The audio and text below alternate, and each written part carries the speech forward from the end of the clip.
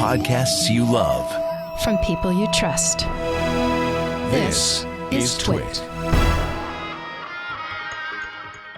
Hi, this is Leo Laporte, and this is my Tech Guy podcast. This show originally aired on the Premier Networks on Sunday, October 20th, 2019. This is episode 1637.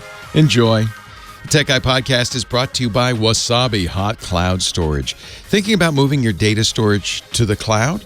Wasabi is enterprise-class cloud storage at 1/5 the price of Amazon S3 and up to 6 times faster with no hidden fees for egress or API requests. Calculate your savings and try Wasabi with free unlimited storage for a month at wasabi.com. Code TWIT. Well, hey, how are you today? Leo Laporte here, the Tech Guy. Yeah, time to talk computers, the internet, home theater, digital photography, smartphones, smartwatches, everything with a chip in it. 8888 Ask Leo is the phone number. If you want to talk high tech, yes, let's do it. 8888 Ask Leo. That's the phone number.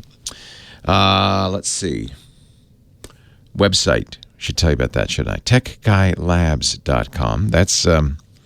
That's a good thing to know, because if you hear something on the show, you don't have to write it down. We'll write it down for you. We'll put it up there at TechGuyLabs.com. Tech Guy Labs. Me, I'm the Tech Guy. I'm in my labs.com. And that's free, by the way. There's no sign up or anything. You can just go on by there. TechGuyLabs.com. You know, in antitrust law, that's a bad way to start, isn't it? In antitrust law, it's traditionally been one of the things that is kind of definitely a problem is when the company that makes a product also controls the distribution of the product, the two together. And the classic case is the movie industry. Way back when, in the 30s and 40s, the movie companies, MGM and 20th Century Fox and whoever it was back then, I guess it was mostly the 30s, also owned the movie theaters. It actually kind of made sense. That's how, if you think about when the movies first started, person made a movie and then brought it around from town to town and showed it. And eventually they built a movie theater. And, it made sense that they kind of owned it. But after a while, it also became a problem, because they controlled both the means of production and the means of distribution. That's a monopoly. They got it locked down, and nobody else has a chance to make a movie, right? Because there's no theaters you can get it into, because the movie companies own the theaters as well. So they broke that up. That was a Sherman antitrust Act violation, and they broke it up. I'm thinking they did this in the 30s. I'll have to look. It's probably on Wikipedia somewhere when that happened. And that's a good thing, because then the distributors, could decide which movies to run, and they're not allowed to collude and talk to the movie companies and say, well, the movie companies would probably like to say, I'll give you the next Star Wars as long as you don't run that other guy's movie, that kind of thing. Now, we're kind of getting in a situation where we're back to that same old thing. And now I have mixed feelings. The number of the Democratic candidates are saying we should break up big tech. It's too big. And I honestly have mixed feelings about that. On the one hand, companies like Google, Facebook, they're dominant. And it's going to be pretty hard for anybody to compete with them, because at this point, they're so dominant. You're not going to see another Facebook come along. Or are you? Maybe you are. It's problematic to break them up, though. What do you get? Does that make it better? Or make it worse? We all agree, I think competition is a good thing. It'd be nice to have some competition for Google and Facebook, but I don't know if breaking them up is going to have the result you hope for. It's complicated. Google, kind of made me mad a little bit. See, I'm a podcaster as well as doing the radio show. I do a bunch of podcasts. And Google, which is the big search engine. In fact, if you're not on Google, you don't exist on the internet, right? If Google blocks you, bans you, you don't exist. But, when they first started out, the whole idea was it was almost a priesthood. They have the sacred duty of creating the search results, and they should be accurate and fair, and everybody should have a shot at it. Then they bought YouTube. And all of a sudden, the same company that has the search results now is also showing movies. And if you're not on YouTube, you're not going to show up very well in the search results. And that means you got to live in Google's world. And oh, by the way, if you're on YouTube, Google not only controls what you do and can throw you off at any time for any reason, but they also can put ads on there. In fact, they do. You can't really stop them. And I guess you can. You could say, I don't want any. If you're going to get any ads, you'll get their ads. Let's put it that way. I guess you could say, I don't want any ads at all. And then Google won't, quote, monetize you. But really, it's kind of it's a little incestuous. And Google has said over and over again, no, we don't favor search results on YouTube. The only reason YouTube videos show up at the top of the search results is because people like them. What do you want us to do? Well, I'd like you to get rid of YouTube. I'd like you not to own YouTube, just like I'd like the movie theaters not to be owned by the movie makers, right? It's kind of the same thing. Now I see an interesting thing happening with Amazon. There you go, Amazon. So Amazon bought a streaming video service called Twitch. You familiar with Twitch? It's all the gamers go there. They make the games. They sit on there. They make good money on Twitch. Twitch is actually very successful. But they're owned by Amazon, right? I've always thought it'd be kind of fun to do video watching parties. We've talked about this a lot, where we play a movie, we stream it as a podcast, you watch it with us. It'd be kind of fun, wouldn't it? We could comment on it. Kind of like Mystery Science Theater 3000, where we make funny jokes. And I always thought it'd be kind of fun to do that. There's a problem, though, because you got to buy the rights to do it. So Twitch is doing it now. Because they're owned by Amazon, they're doing it with Amazon Prime Video content, which is also Amazon. So if you're a Twitch streamer, you can create a watch party, stream Prime Video content. Your viewers can watch as long as they have Amazon Prime. So it's a win-win for Amazon because they encourage more people to get Amazon Prime. They make money on the Twitch platform. And only people on Twitch can do it. Because everybody else, if you're on YouTube, you can't do that because those movies are owned by Amazon. I love the idea. See, this is the problem. I love the idea. This would be fun. I wanted to do it myself. But Amazon, in effect, is now both making the movies and owning the theater. Just like YouTube kind of has the search results and also YouTube. You can see how this gets complicated. And of course, our antitrust laws are so antiquated. They have no. And Congress, it was interesting to watch Mark Zuckerberg testify last year. Remember that? And senators were they didn't understand. So you don't own Twitter? Is that right? No. How do you make money, Mr. Zuckerberg? Somebody actually asked him that. How do you make money? Well, we have ads. Oh. So I don't have high hopes that Congress will ever understand this or any presidential candidate. Of course, they make promises, right? They're never going to get this right. They're never going to understand it. And we also get some benefit. I mean, the big giants give us benefit. What do you think? Apple's got a lot of power. In fact, Apple's in trouble now. They banned an app that was being used by protesters in Hong Kong. The app showed where police were gathering, and it also showed, it turns out the police carry a flag as they mass to let you know what the rules are for this engagement. You can wear a mask, you can't. If you're wearing a mask, you'll get arrested.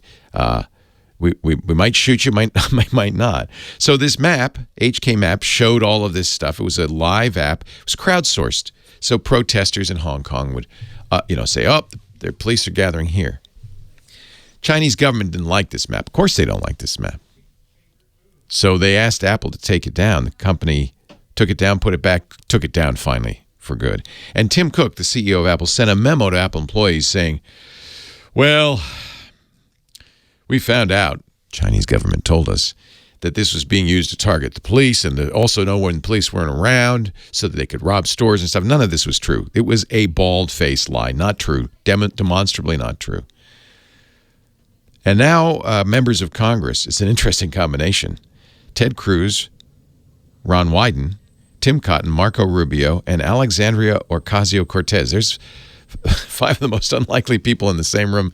They wouldn't agree on one thing, but one thing they agree on, they're concerned that Apple bowed to the Chinese government. Apple's decisions last week to accommodate the Chinese government by taking down HK Maps is deeply concerning. And they urged Apple to reverse course to demonstrate that Apple puts values above market access, because that's what this comes down to. If Apple doesn't bow, just like the NBA bowed to the Chinese government, then, well, the NBA got, because of one tweet by the general manager of the Houston Rockets, which was taken down almost immediately. China didn't broadcast any of the NBA games in China, any of the pre-season games in China because of it. Cost, I imagine, a pretty penny to the NBA. So here we have American companies bowing down to authoritarian governments for money to preserve their market. Okay. So maybe, I understand it is time for a little oversight of these big tech companies, because we don't want them to become authoritarian regimes either. 8888 Ask Leo. What do you think? 888-827-5536. That's the phone number. You call me from anywhere in the U.S. or Canada. Outside that area, we also can take your call, but you have to use Skype out or something like that to call it. 8888 Ask Leo. We will go to the phones next. It's a miracle! Ladies and gentlemen, I give you the unbreakable Kimmy Schaffer. Schaffer. Hello, Schaffer. Good Sunday, short timer. Good Sunday, short timer. I'm going on vacation tomorrow. Actually, we have an all-new show for you next week, so yes, you don't need to worry about that. Then Rich DeMuro will fill in for a couple weeks, and then I shall return. Seems like a long time. Tis. It's wonderful, isn't it? Yes, it is. Yeah. The older I get, the longer my vacations get. Oh, is that how it works? Yeah, because it's hard for me to get home as I move slowly. Okay. Hard for me to get there and hard for me to get home. I'm walking. Who should I talk to here? Let's go to Fred in Columbia, Maryland. Oh. Oh. Hello, Fred in Columbia. Thank you, Kim. Hello, Fred in Columbia, Maryland. Leo Laporte, the tech guy. How are you, Leo? I am well, Fred in Columbia, Maryland. How are you? I'm fine. I'm the gentleman that reached you about a year ago. I have low vision. I'm 88. I work with low vision devices and give out advice. And you gave my email. I got about 250 emails. You did? Oh, that's so awesome. And was able to help quite a few people with low vision problems. Oh, bless you, Fred. Thank you. And I'm calling you today about an issue you and I both also have, is hearing. Oh, yeah. Did you get the Resound hearing aid Quattros? I did. I have them. Did you get the multi-mic that goes with it? Oh, no, I did not. No, I did not. Actually, I don't know if I have the Quattros. They're Resounds, but I don't remember what model they are. They probably are, but this has a device that it wirelessly connects to your hearing aids directly from 80 foot away. It's a small microphone. Oh, that's cool. Activate. Do you use that for TV? What do you use that for? I use it to go to meetings and listen to people that give presentations. Yeah, that's smart. I can then set it in the middle of the table, and it's omnidirectional. It does 5 different things. It hooks up directly into my DOPS, and I can hear all the stuff directly into my hearing aids without any ambient sound. It also lets me listen to podcasts, nice. Newscasts, etc. Nice. And, they're wonderful devices. Mine are rechargeable. Are yours? Yeah, they have a big, they're kind of like AirPods, except the battery case is giant, but they have a big battery case that you charge up. Yeah. I like that because it was always a pain putting those little zinc oxygen batteries in, the zinc air batteries in. So it was nice to have the rechargeables. I guess there's advantages to replaceable batteries, too, if you can't charge them. But these last 30 hours, and the little recharger recharges 2 recharges at 30 hours apiece. Wow. You're away and you don't have a plug-in device. Wow. Yeah, I have the Lynx Quattro. I'm looking. So you're saying I can get a little microphone That'd be kind of cool. Why don't you Google it? And they give you YouTube presentations. It's the most wonderful. It does 5 different things.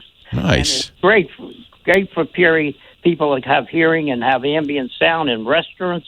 They can clip it right onto their lapel, and you can hear people in restaurants talking to you, and you can sit it in the middle of the table. I have a second one that the VA got. I use to hand around the room if people want to ask me questions. Oh, isn't that smart? And are you using it right now with the phone? How are you hearing me on the phone? I'm hearing you directly into my hearing aids, and the phone's about a foot away from my face. I really like that feature, by the way. That's really nice. And are you using it? Because it works with my iPhone. Yes, I have an iPhone SE, and then I have an iPad Pro. You know what else is good to do with that?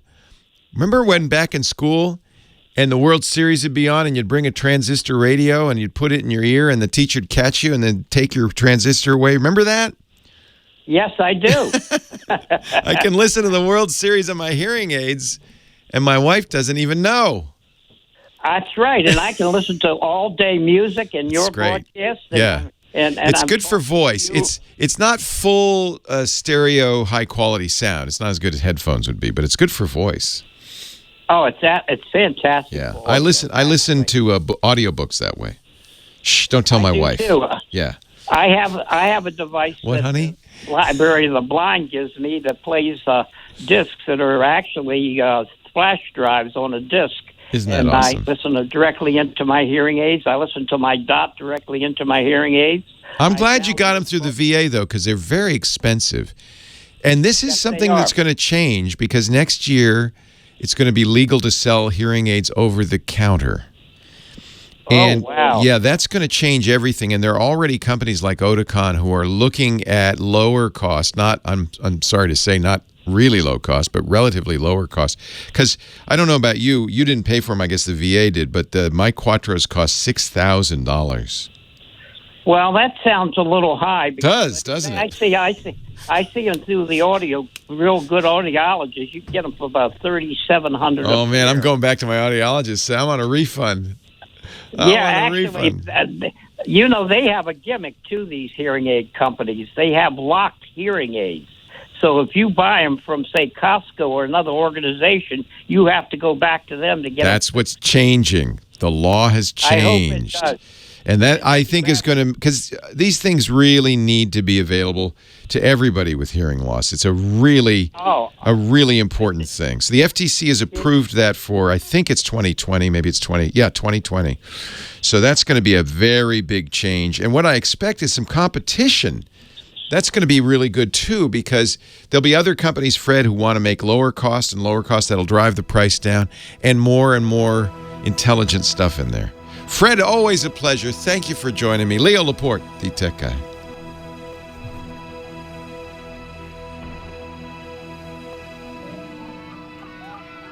Yeah, that's a total ripoff. Even $3,700 is a total ripoff. Hey, Sam. Hello, Leo. Hello, Sam. How are you today? I sent you a link to a Google photo album with some photos I had from a family trip we took back in 1980 to Petra. Yeah, I was 14 at the time. Took some photos there. I'm so excited. My father was Jordanian, and that's the only time I ever went there. It's in the 1980. homeland for him, then, huh? Yeah. Yeah, I don't even know if we're going to be there at sunset, which is going to make me sad. Well, anytime you're there is pretty still going to be cool. Yeah, Lisa and I are we've been cleaning the cameras and getting them ready. I have to put new firmware on there for her because this is going to be a lot of fun for photography. So let me find your email. I can look at these. Back when I was there, that was before it became a tourist area. They were just really starting to get it ready for tourism. Man. Yeah. Oh, I'm so jealous. Nobody had ever heard of it yet. Yeah, apparently it's crowded now. Yeah. I see it here.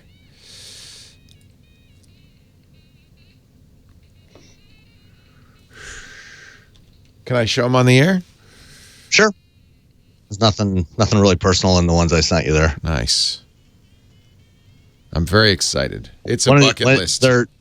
it was slide film I was shooting. One of these days I got to go back and rescan them, get higher quality scans. Wow. So tell me the history of this.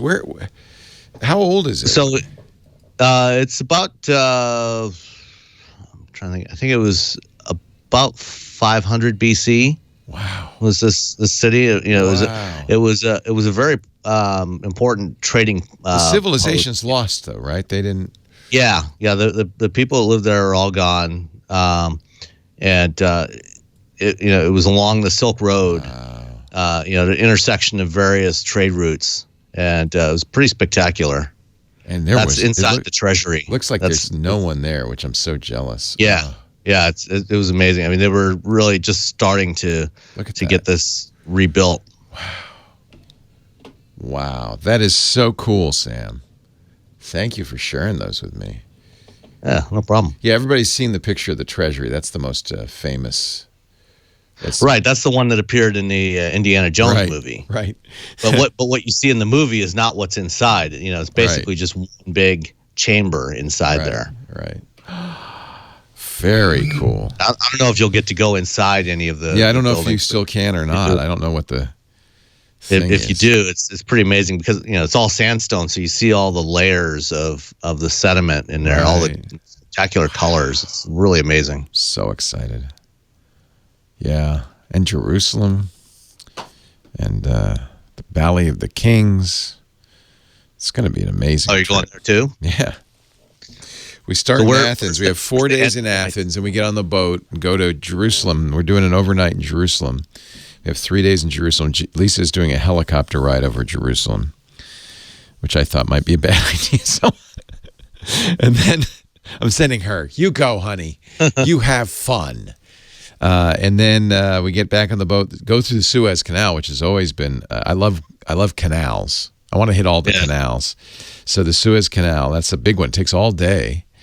And then you're in the Red Sea, and then we go to Jordan, and then we go to Safaga, and from there to the Valley of the Kings, and then down around Oman to Salalah, and then around through the Straits of Hormuz into the Persian Gulf and Dubai. We end in Dubai. We have about 4 days in Dubai.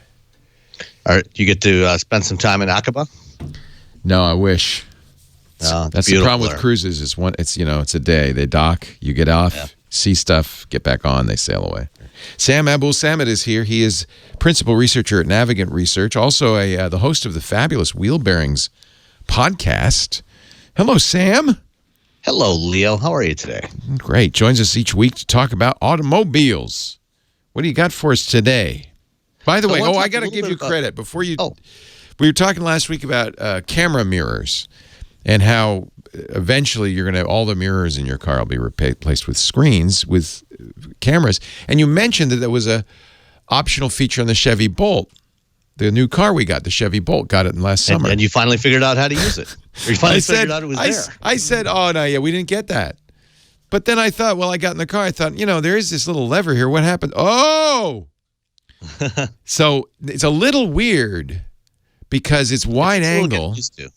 It takes some getting used to. It's not the view you see with the mirror, but it's much better. There's no obstruction. It sees the whole back, not just what can see over the seats. I think it's really cool. I think, though, one of the problems, and I'm curious what you think about this, it's the same problem people have. They get a little nauseated by virtual reality.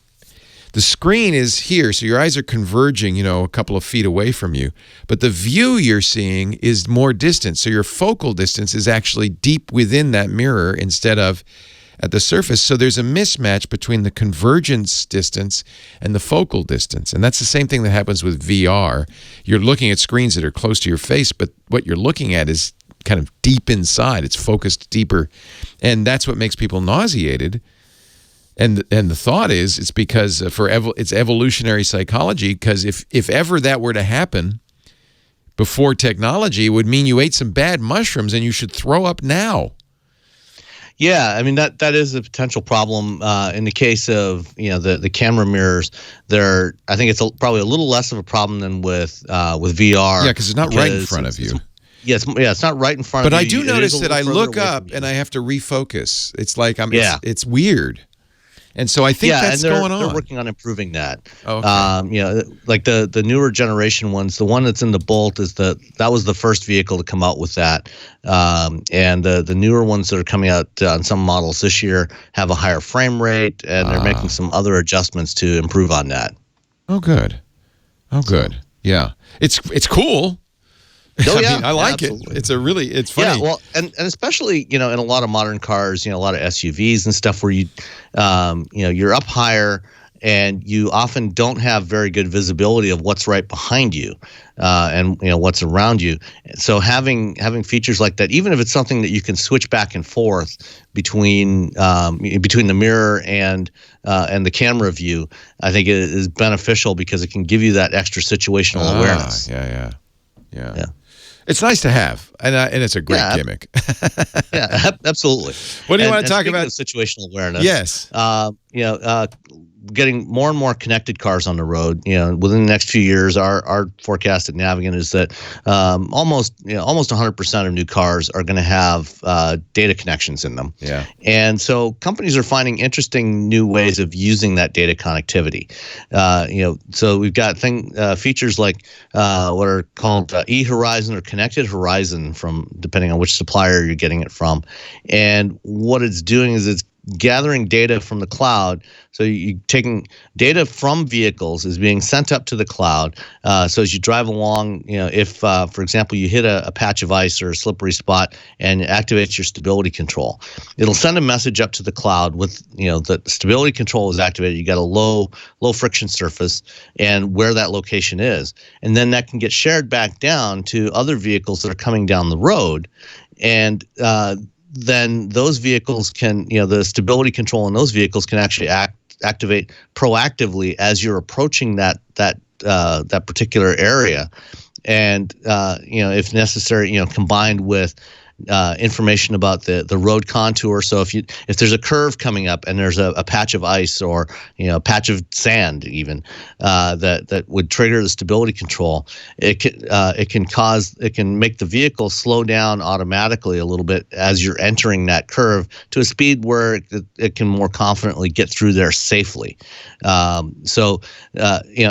When we drove last year, when we drove that Cadillac CT6 with Super Cruise, one of the features it has in there is using the map data as a long-range sensor. So if you're approaching a curve in the highway, at say 80 miles an hour, and it's really only safe to take it at 70, when it's dry, then the car will automatically slow its speed down to 70 as you're entering that curve, and then as you exit the curve, it'll speed back up to whatever your set speed was.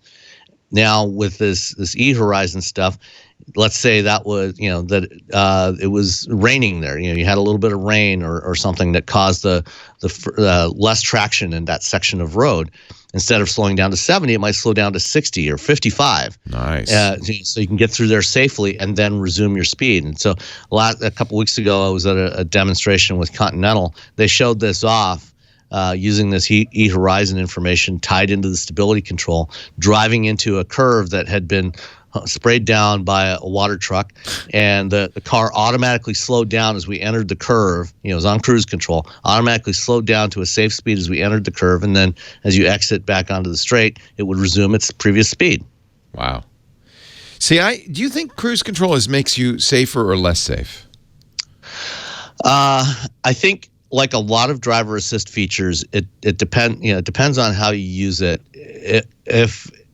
As you start to get into more and more automated systems, then you tend to get comfortable with it, and drivers start to get somewhat complacent with it, and you start to trust it too much. Yeah. So there's a fine line there between where standard cruise control, traditional cruise control, I think is fine, and even adaptive cruise control systems. I love adaptive. I'm not buying another car that doesn't have an adaptive. That means it slows down when the car in front of you slows down. So it'll maintain a safe distance, a consistent distance to the car in front of you. Love that. As you start to get into a little bit more automation, then it becomes a little tricky, and that's where like if you look at some car, a lot of cars that have combined lane centering and adaptive cruise control, like Autopilot or like Volvo Pilot Assist and various others from other manufacturers that don't have active driver monitoring. then you can become complacent, and I think it can become less safe if you're not using it appropriately. If you use it appropriately, if you stay alert, that's fine. But if you're not paying attention, and so what the Cadillac approach is to have, and Nissan's doing this on their new ProPilot version 2 that's launching in Japan this fall. They have that driver assist or that driver monitor system that makes sure that you're watching the road as you go, so that you're ready to take over if necessary. Yeah, because so these are really convenience features that drivers like, but maybe not necessarily safety features. Yeah, they can be safety features, but yeah, they are more driver assist features, and that's an area that manufacturers are starting to focus a little more on how they brand it, how they describe it, to make sure that people really understand that these are assist features rather than full automation. And of course, features. the larger story here, which is fascinating, is it's the rise of the sensors, of devices, not just cameras, but radar and other sensors. We're seeing they're so cheap to make, they're so cheap to use now. We're seeing them everywhere, and that changes everything. Sam Abuelsamid, Navigant Research. He is a principal researcher there, the host of the Wheel Bearings podcast at Wheel Bearings Media. Joins us every week to talk cars. Thank you, Sam. Thank you, Leo.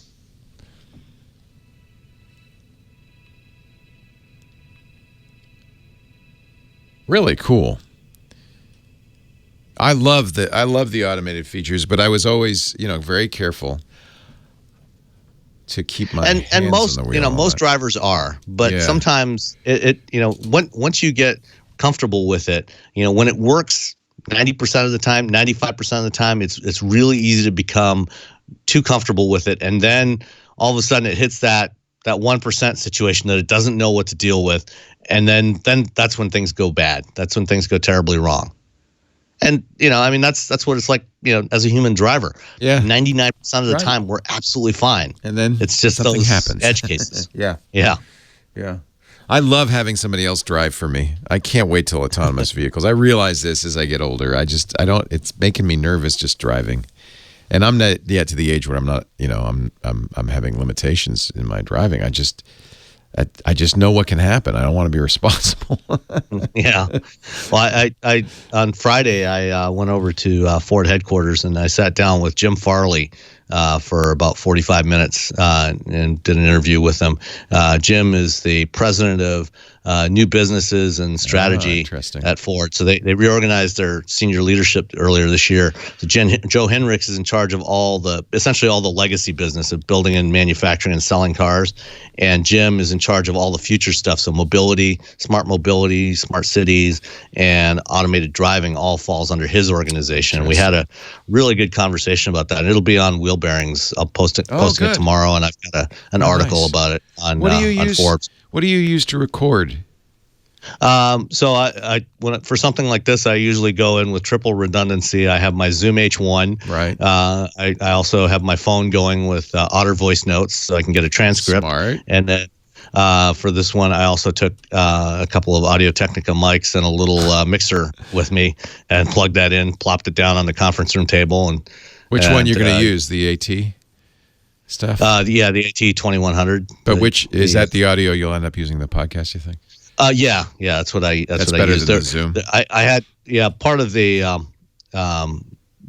gain on my mic at the beginning of it I accidentally hit the knob, and so it was a little low. So I used a little bit of the Zoom audio for mine, so I cut that in a couple of spots. But for the most part, all of Jim's stuff is on the Audio-Technicas. That Zoom is such a great thing. Really, it's nice and small. I can stick it in my pocket. Yeah. It just eats through batteries. Oh, does it? Yeah, it eats through AA batteries. And it only holds one battery. So I have several rechargeables that I keep in my backpack with me. Cool. Yeah. All right, Sam. I will. So we've got a pre-record already in the can for next week, then it'll be James Veruvo for 2 weeks. Yep. And then I'll be back. All right. Well, Thanks have a good pictures. time on your trip. I will. Yeah. Have a great trip. Can't wait. Enjoy yourself. All right. Relax. I will. Stay out of trouble. I will. I can't wait. I may not come back. All right. If I could afford to, I'd probably just stay on the boat. What did I say? Rick? James DeMuro. You said James. Who the hell's James DeMuro? Rich DeMuro, thank you. All right. We'll see. All right. I'm already on vacation. Half my brain's gone. All right, Sam. Take care. Talk to you in a few weeks. All righty. Bye-bye. Who? Who, DeMuro?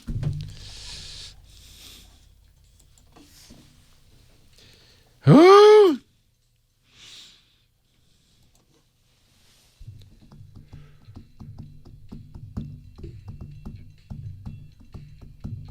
James DiCaprio, that's right. That's who I was thinking of.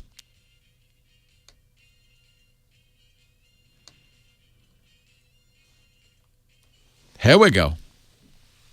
Oh, the monkeys.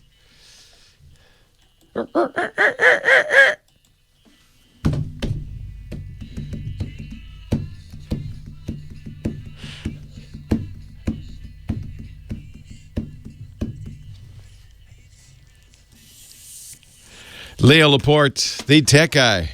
Oh, no, no, no. Back to the phones we go.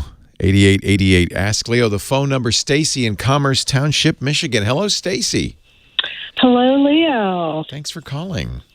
No problem. I was working out to your podcast this morning here on Eastern Standard Time. A very leisurely workout. I don't exactly make you jump around. No, that's the problem. It goes on, and I just do it slower and slower. Okay. That's my kind of workout. I like it. I'm gonna have to try that. What can I do? What can I do for you, Stacy? Well, I have a 90-year-old mom who Yes. I am trying to help because she loves one particular AM radio station in Pittsburgh, and it only works on radio.com app. Okay. Now, I want it to work on her Amazon device so she can just say, you know, Right. whoever, play this. Right. Now, the only way it works is if on her phone, I play it first, even only a second or two, turn it off, and then ask the device to do it, and then it works. Oh, that's so funny. If you ask the device, it says, sorry, we can't find that station, but we'll What? play this other station.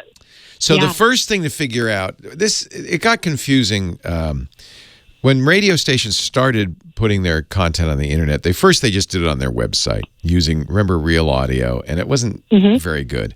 They figured out they need a better model, and eventually most radio companies, our company is iHeart, have their own apps. And then there were a number of specialized sites and apps. Radio.com is a good one. I really like it. But not every station's on there.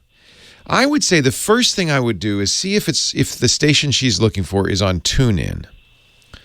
Because It says no. it's not. When you go to their station, they say the live streaming is on radio.com. Okay.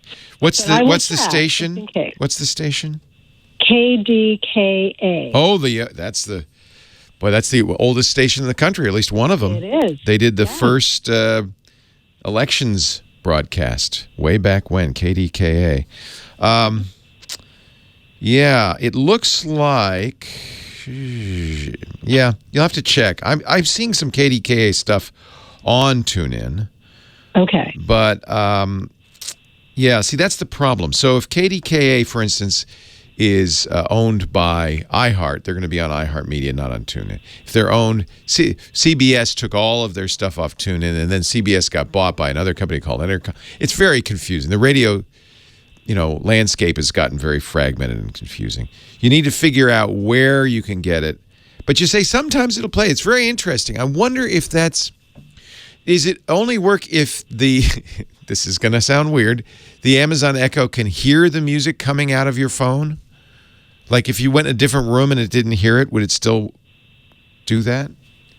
Well, okay. So the way I've tried it is I will be in the same room. Yeah. I will play it. See, I'm wondering if the Echo is and hearing then it. turn it. Okay. Yeah, I'm wondering if it's hearing it going, oh, yeah, okay. So radio.com is theoretically Echo compatible. So it may also be a syntax problem.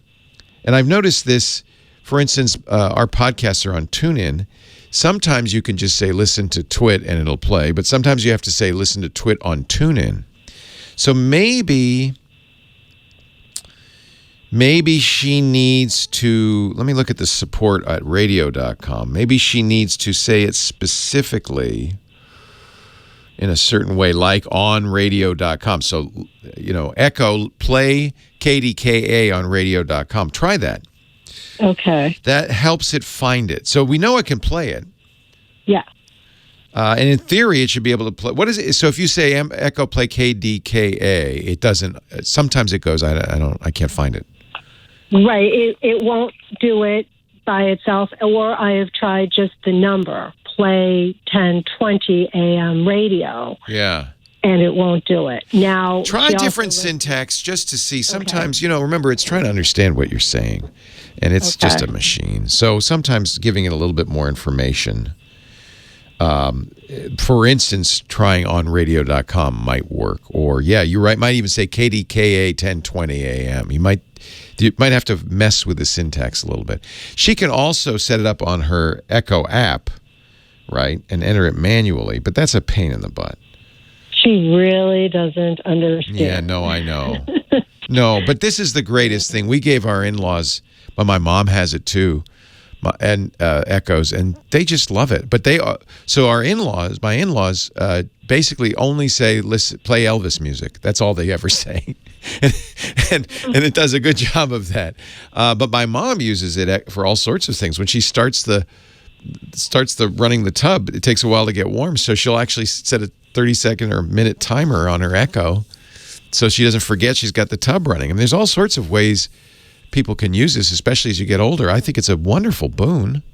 Mm-hmm. But yeah, you got to figure it out. I will try that because it just seemed odd that sometimes it works and sometimes it doesn't, and other stations do work when she asks for them. It's honestly, it's a syntax issue. It's getting Echo to understand what she's saying. Does it understand her pretty well? Is her voice clear enough that it can understand her pretty well elsewise? It does. Oh, good. Yeah. That's good. Yeah, I think play with it a little bit. You'll figure it out. Sometimes call letters plus frequency. Sometimes on radio.com. There's going to be a way. I've had to do this too. I've found that there's just certain ways I have to ask for podcasts. Mm-hmm. And if you don't ask exactly right, it goes, I don't know. It's pretty amazing that you can do this at all, right? We get so used to it that we forget we're talking to a machine and it's playing the radio station from 1,000 miles away. I mean, right. That's pretty impressive. So give it some understanding. Maybe News Radio 1020. You might try whatever KDK calls itself, right? Sometimes that's clearer.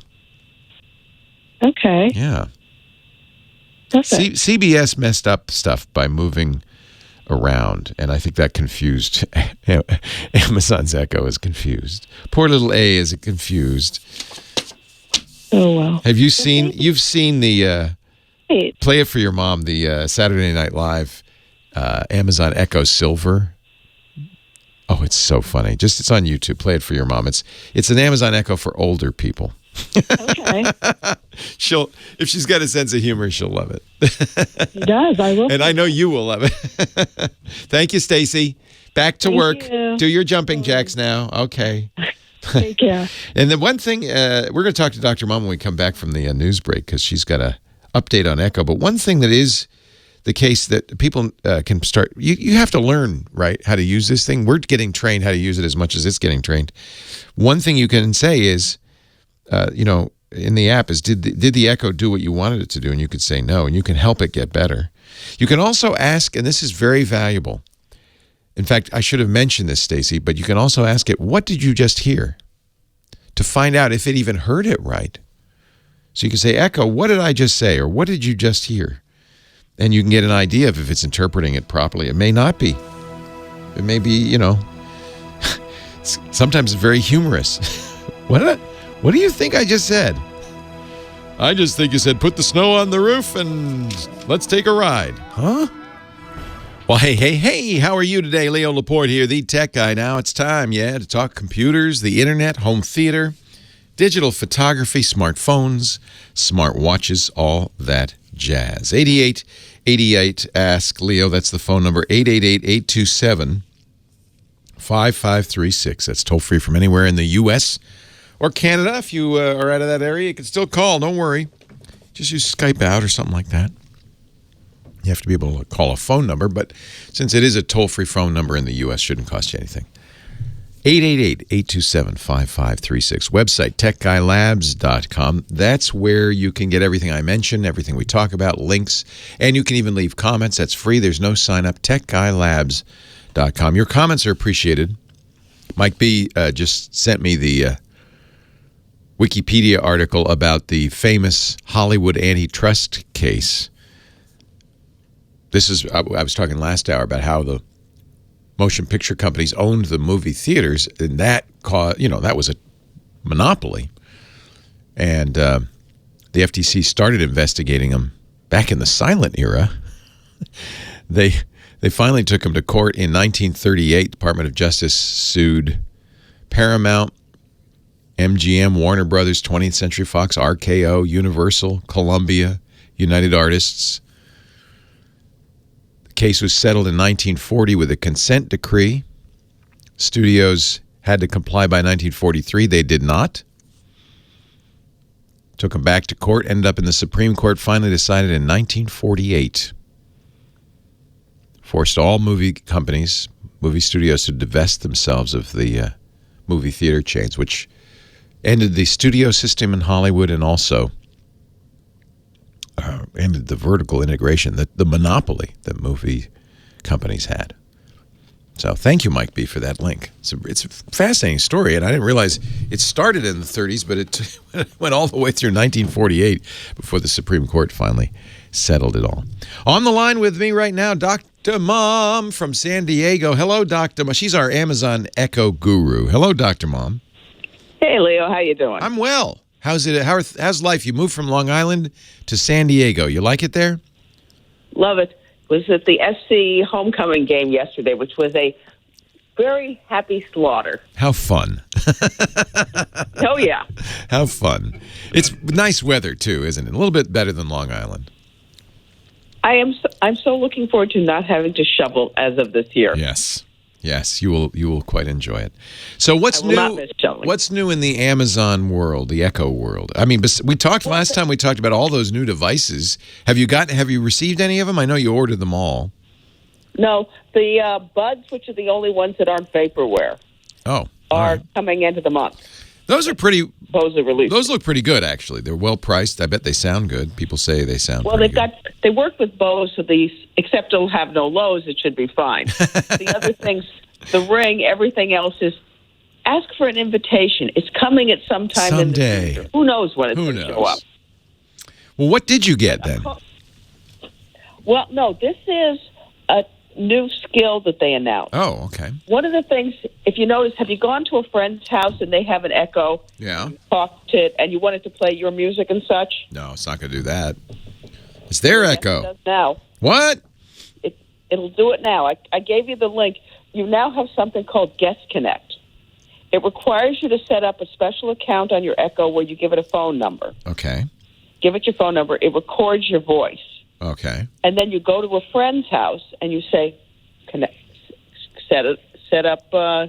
my account. Okay. It's a wake word. Yeah. It'll ask you for your phone number. It then sends you a message. And it verifies back, and all of a sudden you've got access to your music and everything on your friend's Echo device. You know who that's good for is people like Airbnb landlords. Exactly. Who might want you to use that. I guess some hotels now have Amazon Echoes in there, although I think there's a special setup for hotels. And we're going to be leaving for 3 weeks, and our 16-year-old and his dad will be staying at the house. It'd be nice to give them their music instead of ours, although I like torturing our 16-year-old with my music.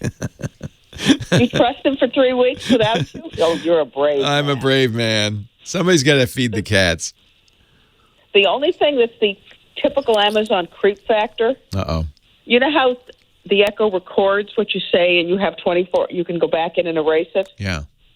The owner of the Echo device can look at everything you said. Oh, okay. So it'd be nice. The only thing that bothers me about that, it's not the things you say after you go, Echo, do this. Those are all normal. It's the accidental triggers. Exactly. You're in the throes of passion. And for reasons no one fully understands, you shout, Echo! And then everything thereafter is recorded. That's bad. I'm not going to go. It does automatically disconnect you every 24 hours. So you don't have to worry about you're at an Airbnb and you connect it. So it does reset. Oh, that's good. That's nice. Reset. Oh, that's very nice. This is well thought out, I think. Yeah. I think it's nice because I'll sit there. I was at my sister's house last night, and she, like me, has echoes in every room. I wanted to listen to one of my audiobooks. Right. Well, she doesn't have the same taste in books as me. Right. So I'm sitting there going, I can't play my books. And then I did the connect, and I listened to my books. I actually like to, I use my echoes all the time for listening to books. You can't have multiple accounts. So Lisa has her audiobooks and I have mine. It picks up where I left off. And if it's in Lisa's account, I'll say echo switch account, and then it'll go to my account, and then I'll say read to me. And it knows what book I was listening to last, and it reads to me just like my mommy. I like it a lot. No, I like it, but my sister and I don't share accounts. Yeah. So No. Yeah, we neither do Lisa and I, but so that's nice to have multiple accounts. But this way, even if it's not a regular, it's not in your home, it's a, you're just visiting. It's nice to be able to. So you should go, before you go to your next Airbnb or you go anywhere. In fact, I'm going to set this up right now. You have to go into the Echo app on your phone and turn on this Guest Connect feature. And you have to let it go record your voice so it has a voice profile. Oh. Otherwise. So it's smart enough to know. You have to give it a phone number. Okay. Very good. Send you notification. Thank you, Dr. Mom. This is so somebody can't try and spoof your voice and get into your account. So you have to verify it every time. Probably a good idea if you're going to do this to put a pin on your Echo purchases. You remember the story of the TV station, the TV news anchor who bought a bunch of stuff by doing the Echo command word and then saying, buy me a dollhouse, and it triggered a lot of people. The caution that Amazon said is if you're going to allow your Echo to buy things for you, make sure you add a pin. And I do. And so if my kid says, Echo, I want to buy the last 10 games on Steam, the number 10 games on Steam, it'll say, what's your pin? And he'll go, curses, foiled again. So probably if you're going to use Echo Guest Connect, you should put a pin on it too. Yeah, I have pins on everything, including because I share my Amazon Instant Video account with my kids. Yeah. They can't buy or rent a movie. Good. And they have to call me up and say. They should have to call you. Yeah. Now, you see, anyway, but the power dynamic has shifted. You used to have to say, call your mother, call your mother. Now, hey, you want to watch a movie? You're going to have to call your mother. Call your mother. Thank you, Dr. Mom. Well, when you get back from vacation, we'll talk about the Echo Buds. Yeah, you'll have them by then. Right. I can't wait. Okay. I can't wait. I hate Apple's AirPods. They fall out. They're not comfortable. Sound's not great. They're really expensive. And you look like a doofus because you got this white icicle coming out of your ears. But there are so many better choices that work exactly the same. They work just fine with iPhones and every other phone. They're just Bluetooth headsets. I think Jabra makes some excellent ones. I have a pair of Jabra Elite and they seal the ear. They're better in the ear.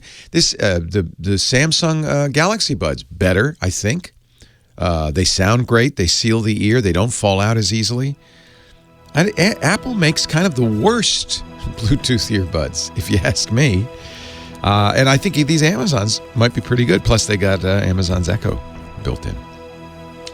I look forward to your review, Dr. Mo. Our sponsor for the podcast today, Wasabi.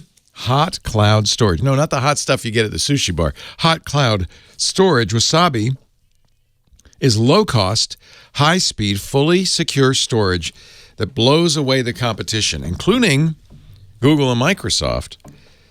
According to Gartner Group, they're one of the big industry market research firms.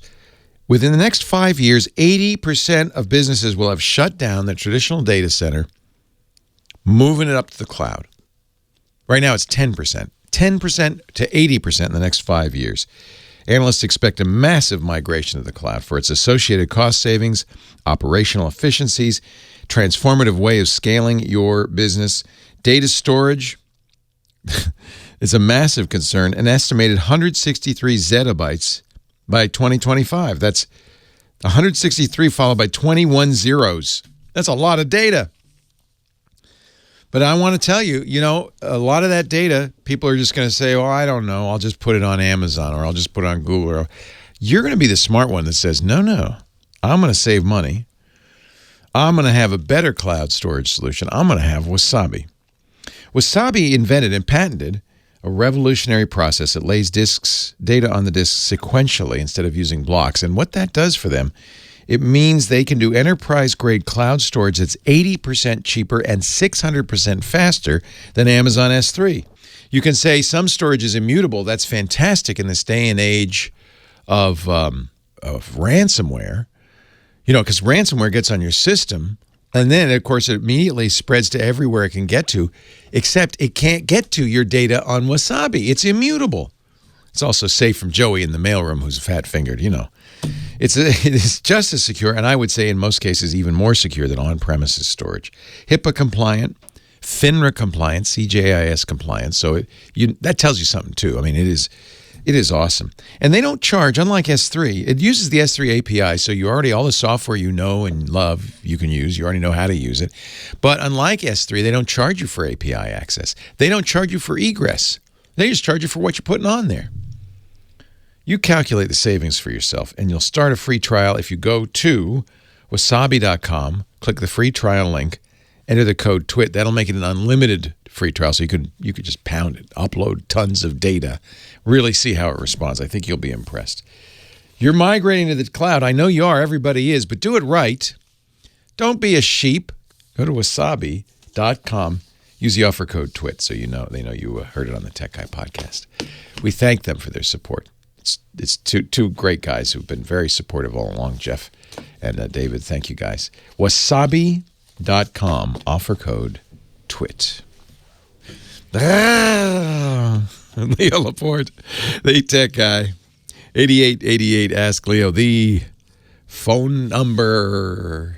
Joey in Dundalk, Ontario, Canada.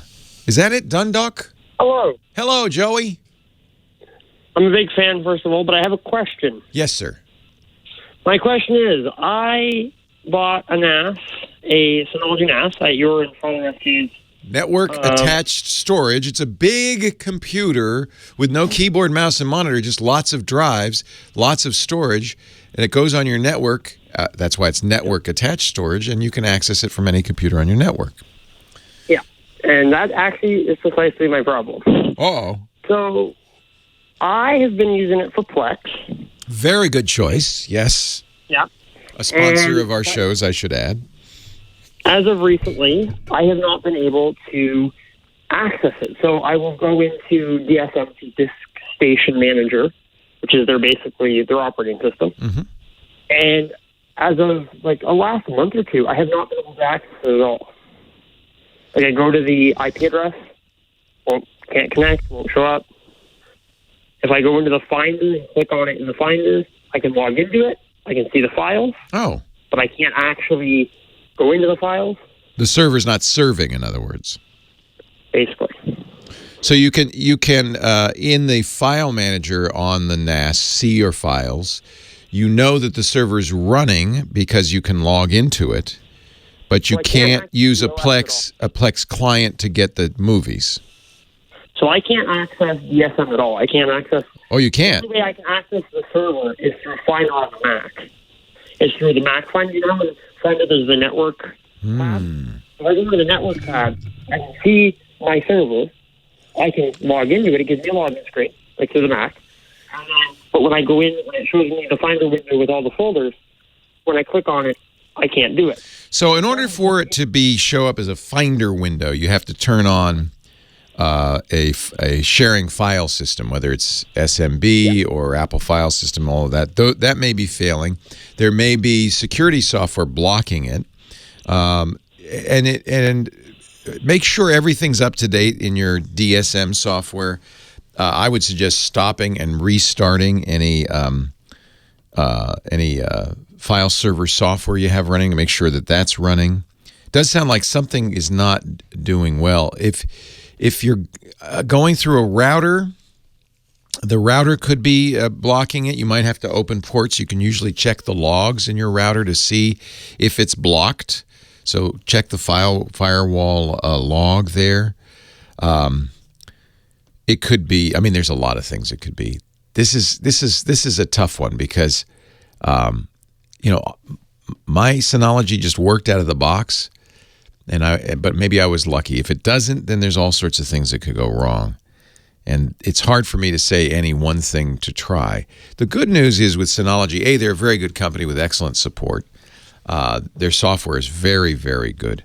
And B, there are a lot of videos online. It's so widely used. It's such a widely used NAS that I would bet almost any problem you could face, somebody has made a video and put it on YouTube saying, here's what I did to fix it.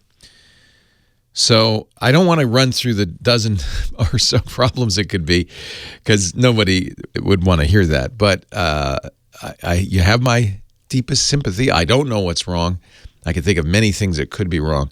I would suggest first calling Synology, see if you can get, or emailing them. Actually, the email support's a little faster maybe, and because they're in Taiwan. But they've been very responsive when I've had problems. And then look for videos. It's a very well-supported system. A lot of users, and we all help each other. There's also a Synology knowledge base you might want to check. In fact, Scooter X has just given me a link. We'll put it in the show notes to the file sharing tutorial. I think it's probably a good idea to pretend you know nothing and walk through it one by one. One little thing switched off could do this. It's very easy to miss one setting.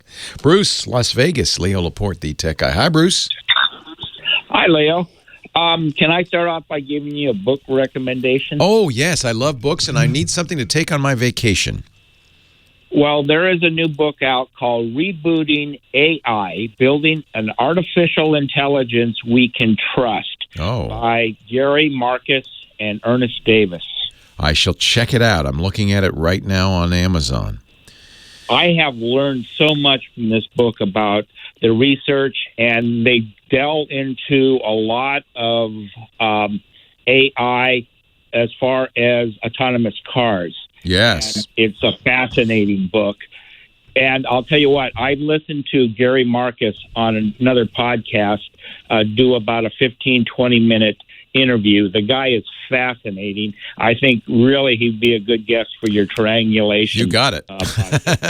Karsten, make it so. Yeah, we'll work on that. That'd be great. We talk a lot about AI, not only on this show, but on all the podcasts we do. It's, often people say that's the next big thing, but I think that Professors Marcus and Davis kind of agree. It's harder to do than one first imagines. They point out that even though a computer won Jeopardy, that's not the same as artificial intelligence. We got a little way to go there. They do go into that. Do go into that, and I never realized there was so much in research that has failed in this area, and how hard it is to actually get this to a point that we can trust it. Trust is an interesting thing. One of the things you see a lot in popular fiction and movies and TV shows, HAL 9000, an artificial intelligence with consciousness, human-like consciousness. And I don't think it's ever been demonstrated that if you stuff a computer full of information, if you give it all the machine learning in the world, that somehow it will make that magical leap into consciousness. We don't know what consciousness is, and I'm not convinced that artificial intelligence will make that leap. So I think we can have, for instance, machines that diagnose illness much better than a doctor does, but it doesn't mean that machine is going to somehow want to take over the world. It's not going to get consciousness. It's not going to get will. It's still a machine. And I think that sometimes we ascribe human characteristics to these machines. We anthropomorphize them. And that confuses us about what's going to happen. The Terminator is not coming to get us. That's not going to be the problem of AI. I'm very interested in what the professors Marcus and Davis have to say about it. No, it is a fascinating book. Okay, on to my problem. I am a big MLB and NHL fan, and unfortunately, when you subscribe to the premium services that do the they control it tightly. Streaming. They want you to pay for it. Yeah. Well, Well, not only that, but I'm in Las Vegas, and I pay $145, let's say, to NHL for their premium streaming service. Right. But they're telling me that I am in the service area of the San Jose Sharks, the Anaheim, the so they LA block out those games. and the Arizona Coyotes. I can't watch any of those games. And there's nothing they can do because these are the rules the NHL applies to them.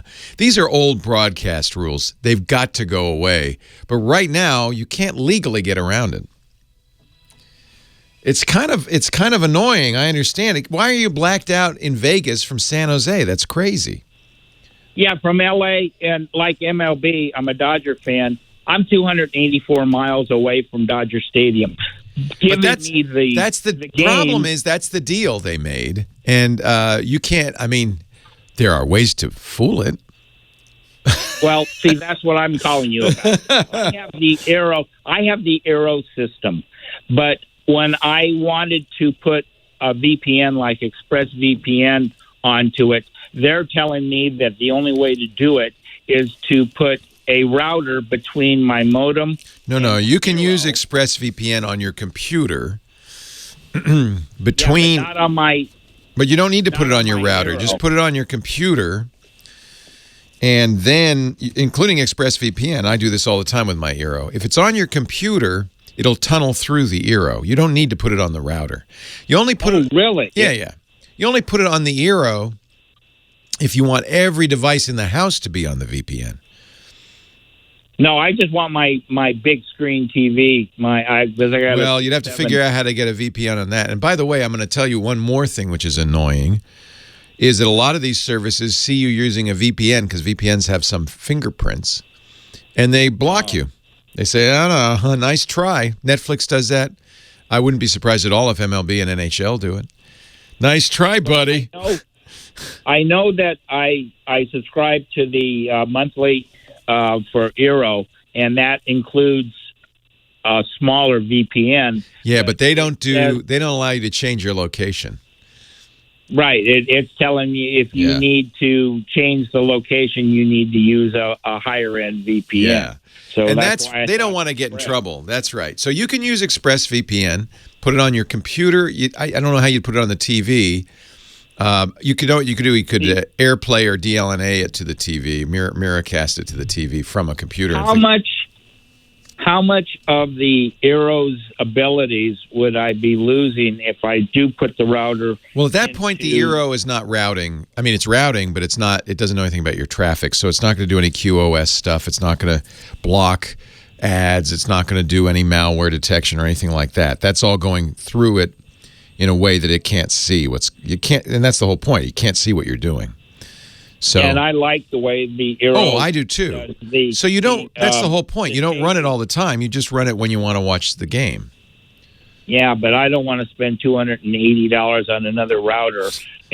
Again, you don't need another router. The trick, though, is the TV, because the TV doesn't support VPN software.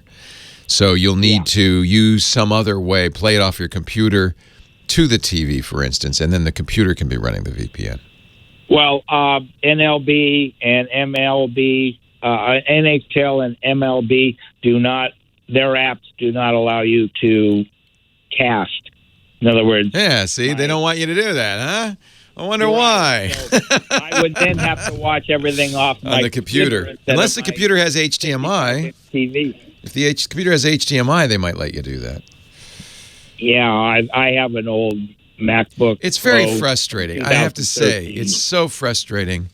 But this is the world we live in now, the world of content restriction, and I'm afraid they're going to make it very hard to do anything different. Hey, Chris Marquardt.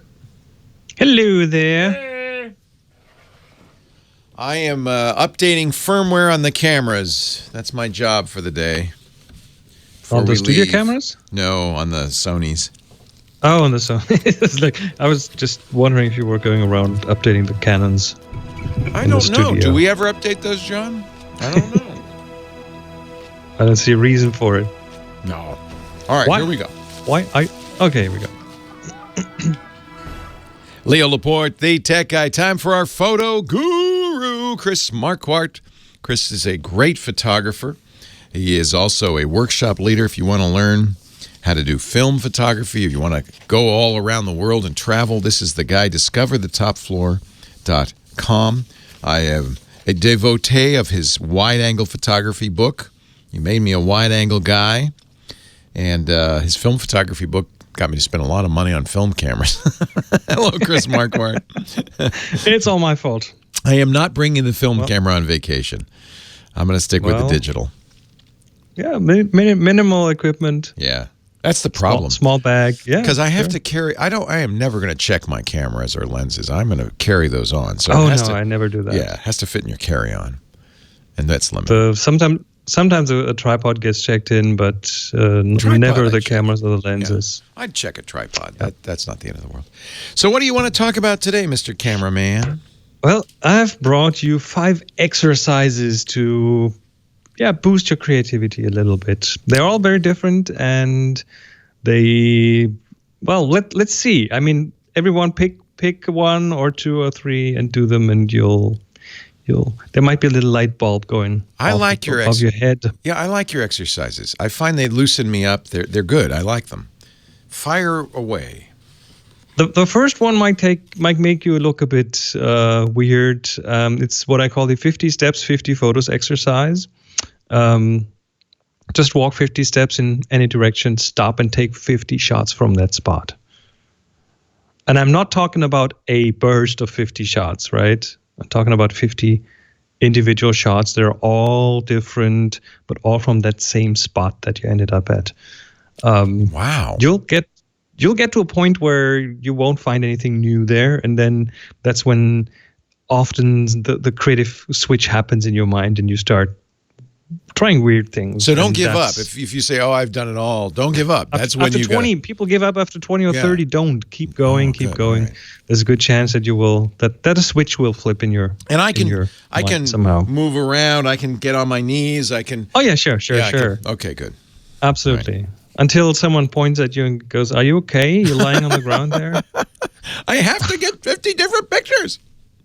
Chris told me to.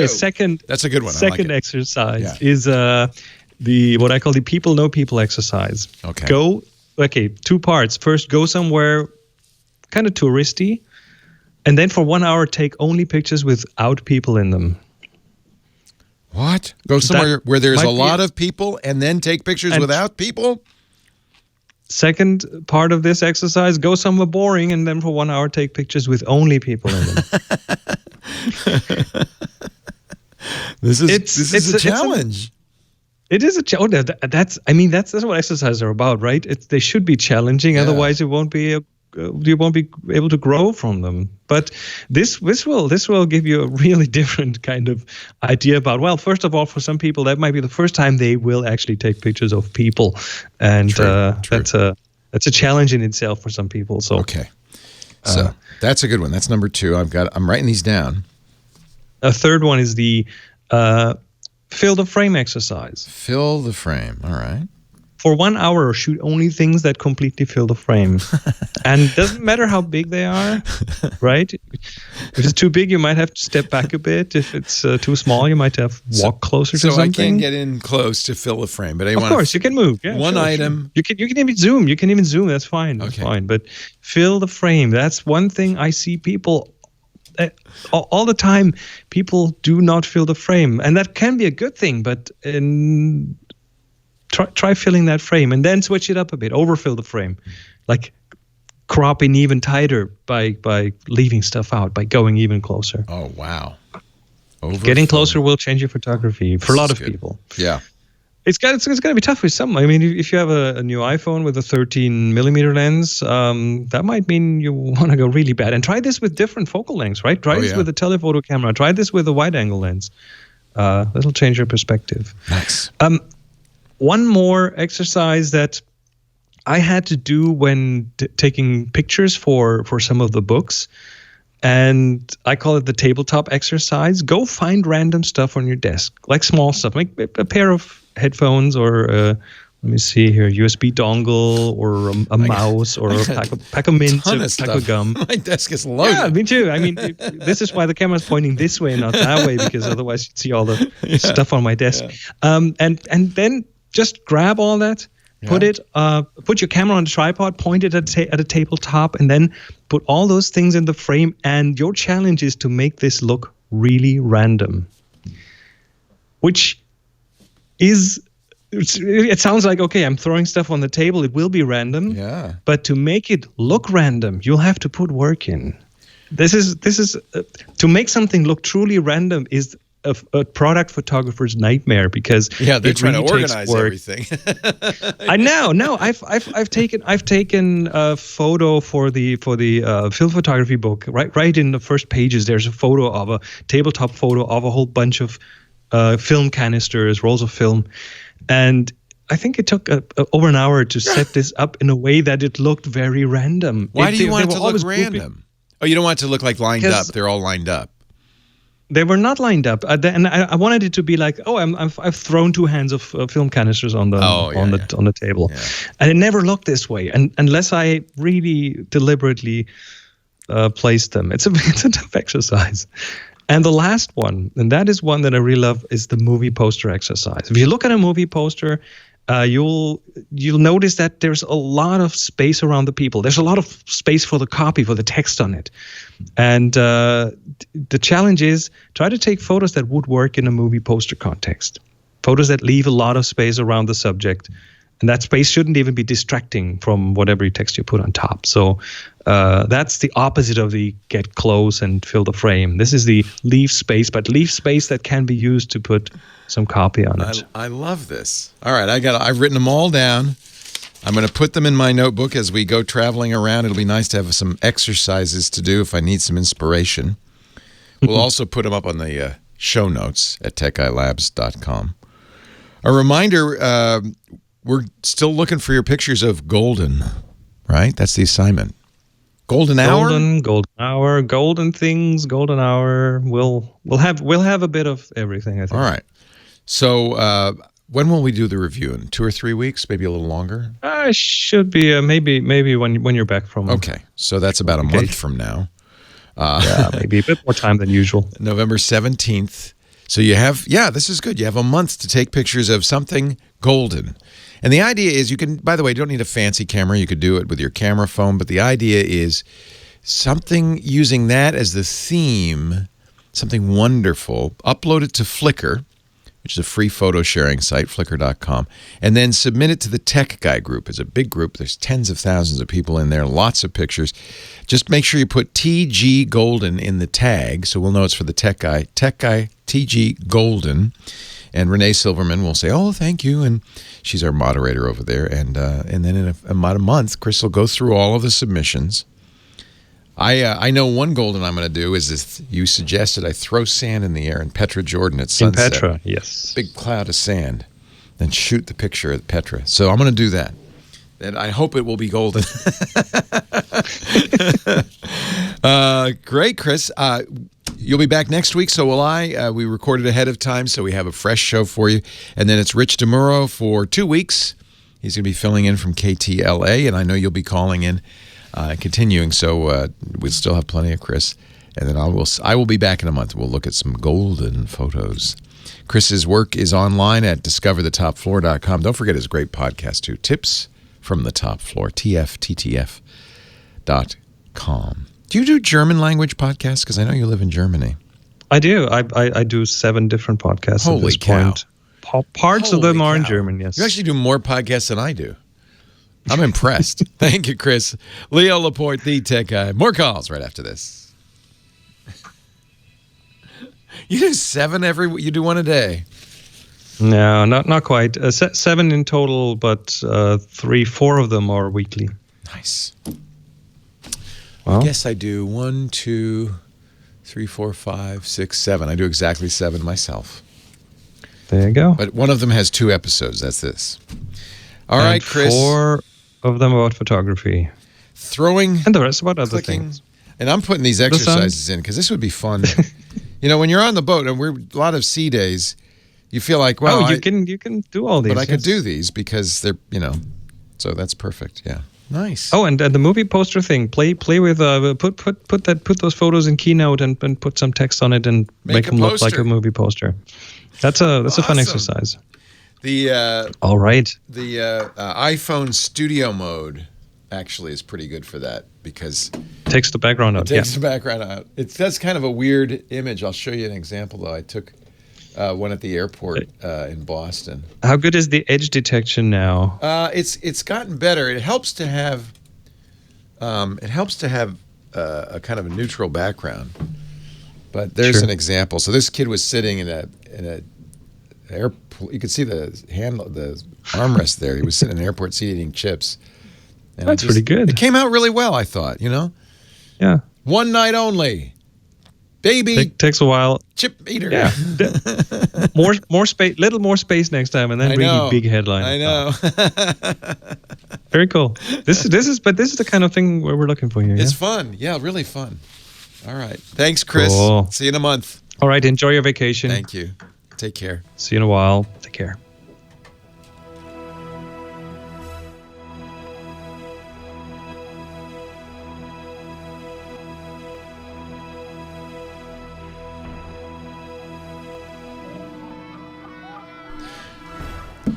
Leo Laporte, the tech guy. 8888 Ask Leo, the phone number. Let's talk high tech. You and me together. Jeff in Los Angeles. Hello, Jeff. Hey, how you doing, Leo? Good. I got to tell you. First of all, before I ask you my question, I hate the AirPods. They're terrible. Aren't they awful? I don't know why people love them so much. They're so uncomfortable.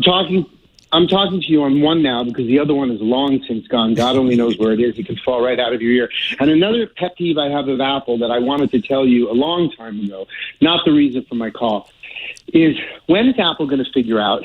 10 years ago, got my first iPhone, that little switch to silence the ringer and put it on vibrate gets hit all the time. That thing, when I got my first iPhone, that being in the silent mode destroyed a 30-year friendship of mine. Oh, no. And I always yes, because it caused a fight that ended a 30-year friendship because I didn't answer a phone, and it caused a tragedy, okay? But anyway, how come when you look at your phone and the screen turns on, how come it doesn't warn you it's in silent mode?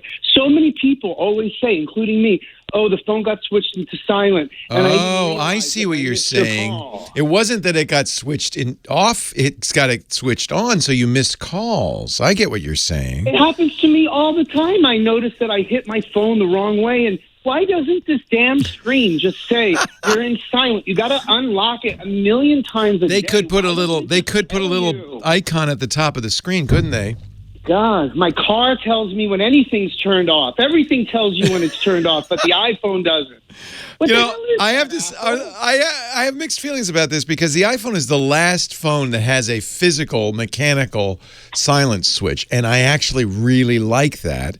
Other phones, you don't know, and you have to play with it. Although I do have to say, I think an Android phone will let you know it's in Do Not Disturb mode. They put a little icon up, so that by the way, don't get me started on this no headphone jack thing because that almost put me over into Android territory. I wasn't real happy about that either.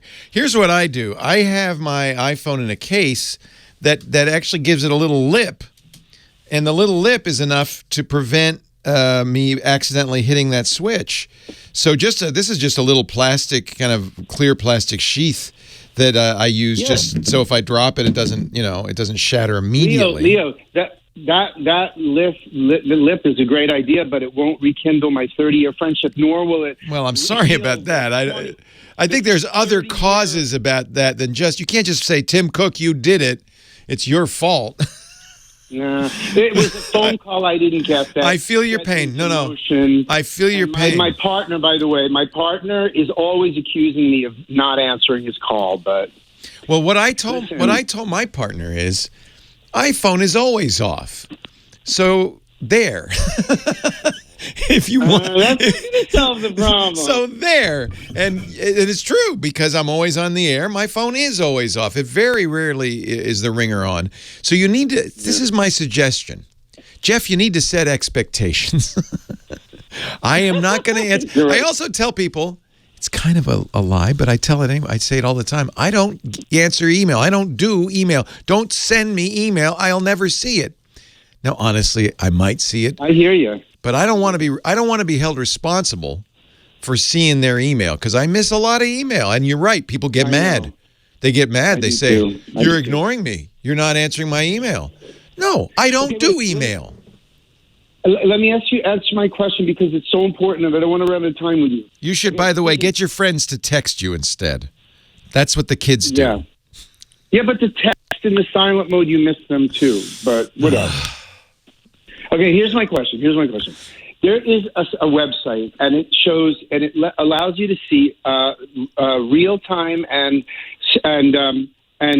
past time animations of air flights in and around Los Angeles out of the airports. Right? Isn't that cool? Yeah. Yeah, it's cool. But let me tell you what the problem is.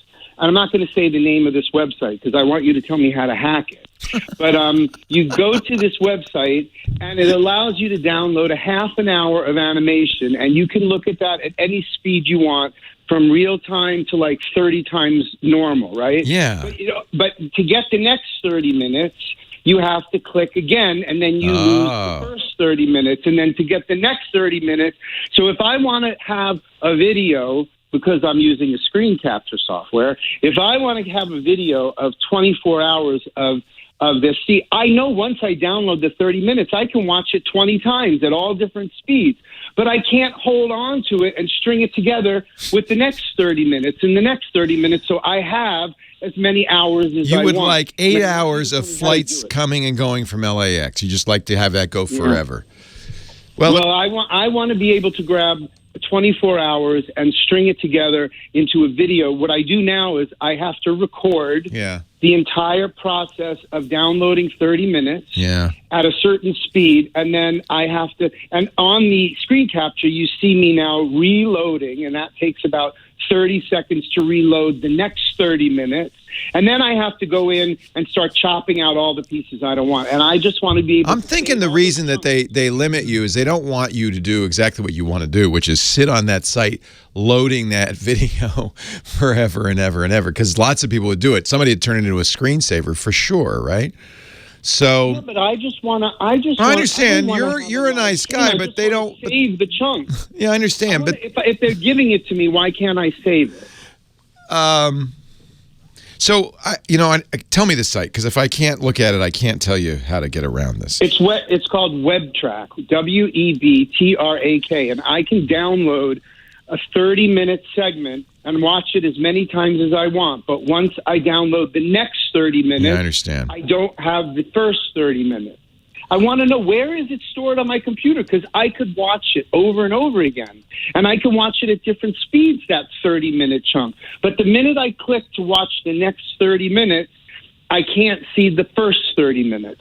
Boy, they put in order for me to look at this WebTrak site, I have got to sign a multi-page terms of use. And I'm betting somewhere buried in there, it's going to say, you will not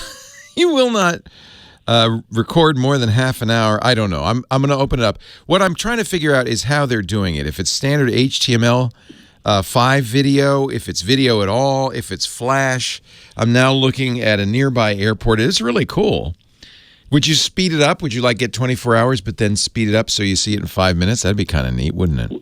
Well, yeah. Well, I've already accumulated. I've done 20 hours, and you can watch it in 3 minutes because they allow you to view. Yeah. No, they allow you. They allow you, once you download that 30-minute chunk, they allow you to watch it in real time. Right. Or they give you 5 different speeds, but that chunk, once you have it, you can do whatever you want with it. You can watch it a million times. But the minute you do the next chunk, you don't have access to the first chunk. Yeah. There's got to be a way to do this. That's an interesting question. I'm looking at it, and it is not Flash. It is probably just CSS animations, the way they're doing it. So the web page is feeding, is updating automatically as they modify the position of the planes on the map. So I don't know. Yes, there'd be a way to do this. You'd have to You'd have to do some coding, I think, because what you'd have to do. This is really cool. Oh, and also they have the trails behind the plane, and but that's not permanent. That gets updated. It's not very long. I thought it'd be neat if it was a really long one, but it doesn't. It's only 5 or 6 dashes. I'm thinking how you'd have to trick this site, and it would require some web dev skills. And I don't know if you're a web dev, Jeff, or if you know somebody who does web development. But I think that this could be modified fairly easily to capture it and capture it continuously. But to do that, you'd have to look at the underlying code, the underlying CSS, and modify it. And that is an advanced topic. There are other sites, and that might be the actual solution for you, Jeff. Bobka in the chat room is saying go to FlightAware.com/live, and you could record that you can do forever. They don't have that same. I'm thinking that there's reasons they limit you to 30 minutes. Probably, again, they don't want you to sit on the site unattended and use up their bandwidth. So FlightAware.com/live, and that would allow you to record it. I bet you. Let me just look and see what it looks like. It might not be as pretty. Ooh, it's cool, though. Wow. That's really cool. Maybe they don't mind if you just sit there.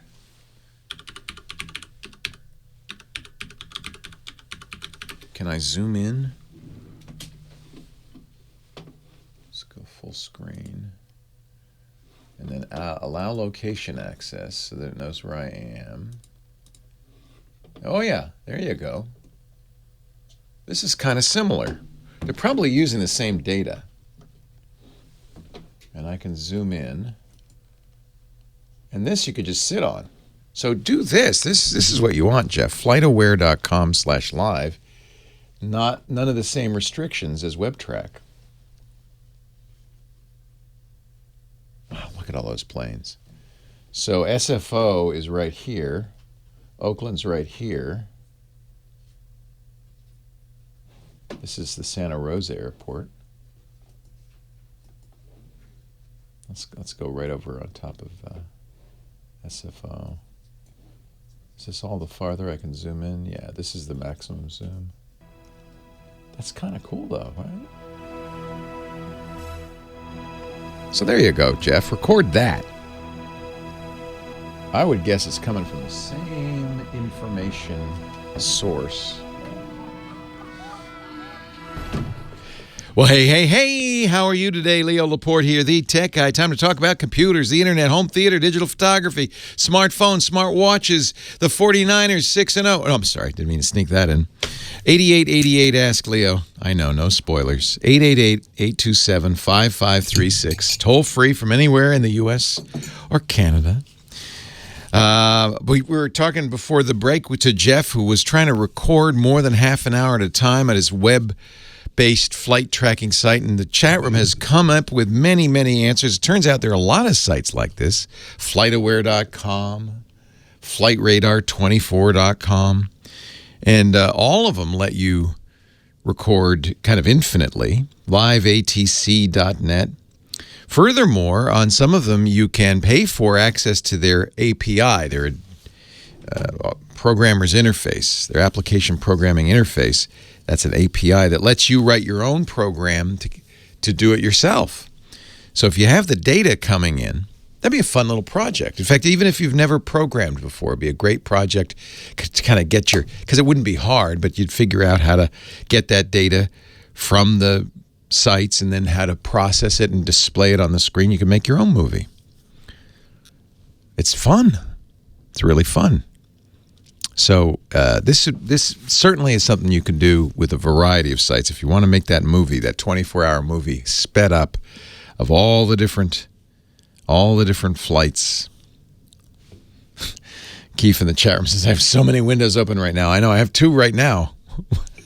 One over JFK, one over SFO, watching the flights come and go. It's kind of cool. It'd be a great screensaver, wouldn't it? Be fun.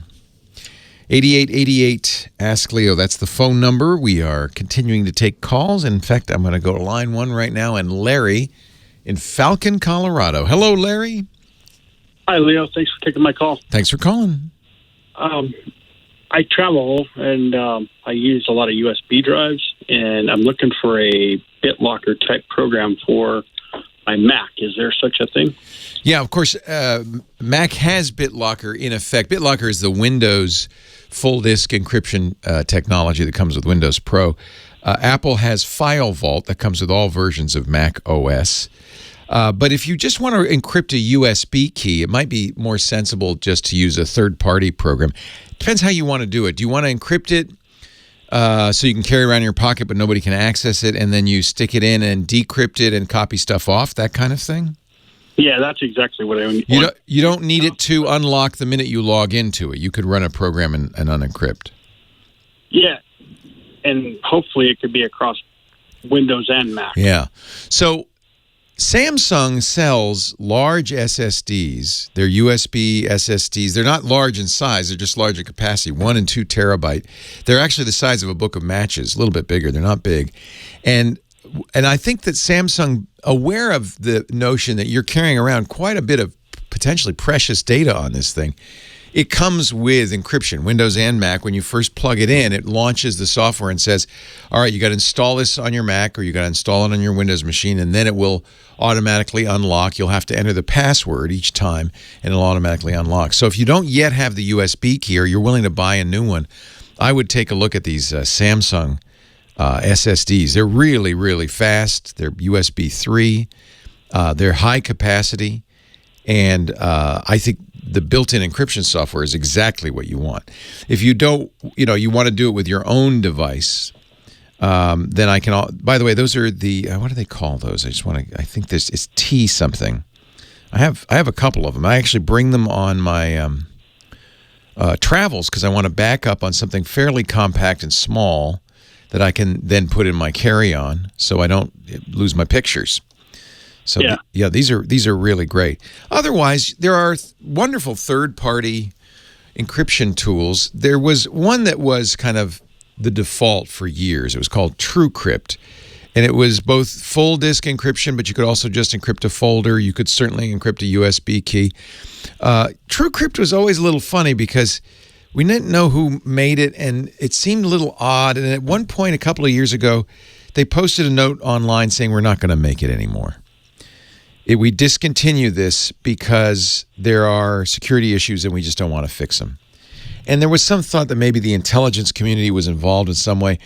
So the Truecrypt code was taken up and has been repackaged into something that is kept up to date. It's called VeraCrypt. VeraCrypt. It's free, strong encryption. It is open source, so I always recommend, if possible, using open source encryption so that maybe not you, but people can review the code and make sure there's not a backdoor for the NSA or somebody, that people can't see it. So if you go to veracrypt.fr, you can download it. It's exactly what you want to do. It's third-party software. You can automatically encrypt a USB key, have it automatically unencrypt when you plug it in, and you enter the password, that kind of thing. Sounds like exactly what you're looking for. Yeah, that sounds exactly. Yeah, for years we recommended Truecrypt. Something weird happened. We never really did figure it out. It was a very abrupt termination. But the open source community has kept it alive, and it's Windows, it's Mac, it's Linux, and it does a very good job. It's strong encryption. Okay. Thank you very much. My pleasure. It'll always be a little bit of a mystery. The T5, that's the Samsung. Cool Breeze in the chat room just put a link up in the show notes. I have a couple of these T5s. I'm a big fan of them. They're small. The only negative, they don't need power, so you just plug them into the USB port. They're powered off the USB port. The only negative is they can get kind of hot. If you're filling them up, you're writing a lot of data. They get a little warm. They come in 250 gig, 500 gig, 1 terabyte, and 2 terabyte sizes. I bought, it was fairly expensive, several $100. I bought the 2 terabyte one. And that's what I carry around. So if I'm doing a photo safari, something where these pictures are very important, When I get home at the end of the day, they're on the camera, they're on the memory card. I take them off, put them on the computer, processes them as I want. Perhaps if I really like a picture, I will also put it on my phone and have it upload to Google Photos so it's backed up there. And then at the end of every day, I sync the photo folder to one of these Samsung T5 drives. And then as I travel home, I keep them in separate bags, carry-on for the laptop, checked luggage for the T5. And all of this is so that you don't lose those precious photos. I also buy enough memory cards for the camera that I don't have to erase them. So there's 3 copies, at least 3 copies of every photo. I actually take the encryption off the T5 drives because I find it annoying. And I don't mind if somebody sees my pictures. If I were putting tax documents on there, my Bitcoin wallet, something I wanted to keep secret and private, well, that'd be a different matter entirely. But I do love these T5 drives. They're really, really well done. Let's take a break. When we come back, more of your calls.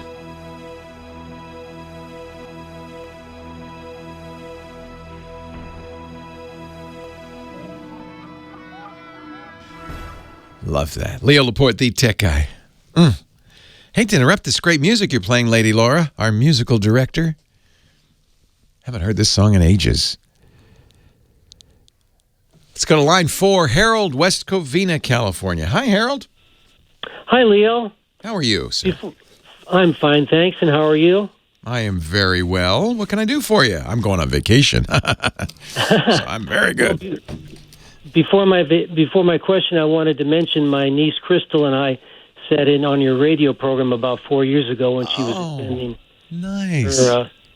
her dream university, Stanford, for a high school summer class. Has she gone to college now?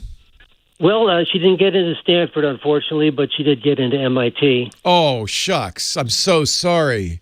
What a step down. MIT is great. She got an MIT? Yep. And she's studying there now? Yes, she is. What's she studying? She's studying pre-med stuff, biology and all that stuff. Yeah, Stanford's okay, but MIT, that's MIT. That's a great school. Plus, Cambridge is fun. Yeah, she likes it over there. Is she liking it? Yeah. Well, I'm glad. Oh, that's so nice. Tell her congratulations. That's wonderful. Well, thank you. Yeah. And then after we left your studio, I said to her, well, I'm sorry if you were bored. And she said, oh, I really liked it. Good. Then she's in the right school. Yeah. That's awesome. What can I do for you, Harold? Well, last weekend you mentioned that you had switched to T-Mobile, and my wife and I are on T-Mobile from an MVNO and having some issues with our cell phones going straight to voicemail without ringing. Oh, I hate that. I have that problem sometimes, too. Mm-hmm. Yeah, I don't know what the answer is to that. Isn't that annoying? Because, now, remember, T-Mobile and some of the other carriers now are doing call blocking for suspected spam call. And what it will do, if it thinks it's a spam call or a fraudulent call or a robocall, is it won't ring your phone. It'll send it straight to voicemail. So the first thing I'd try, in case this is it, is disabling that feature. Now, you're going to get a lot of spam calls. Yeah. But at least you'll know if that's what's causing it. It might be a false positive. It might say, I think this is a scam call. It's not. It's a call you wanted, but it still has sent it right to voicemail. Well, what I did when that happens is if I turn off the phone and turn it back on, or if I make an outgoing call, then all of a sudden it's working again. Oh, that's interesting. Do you have iPhones? What kind of phones do you have? Android phones. One's a Nexus 5 on Android 6, and the other one's a Samsung on Android 5, and they both have the same problem. We both have it's a very strong signal also where we live.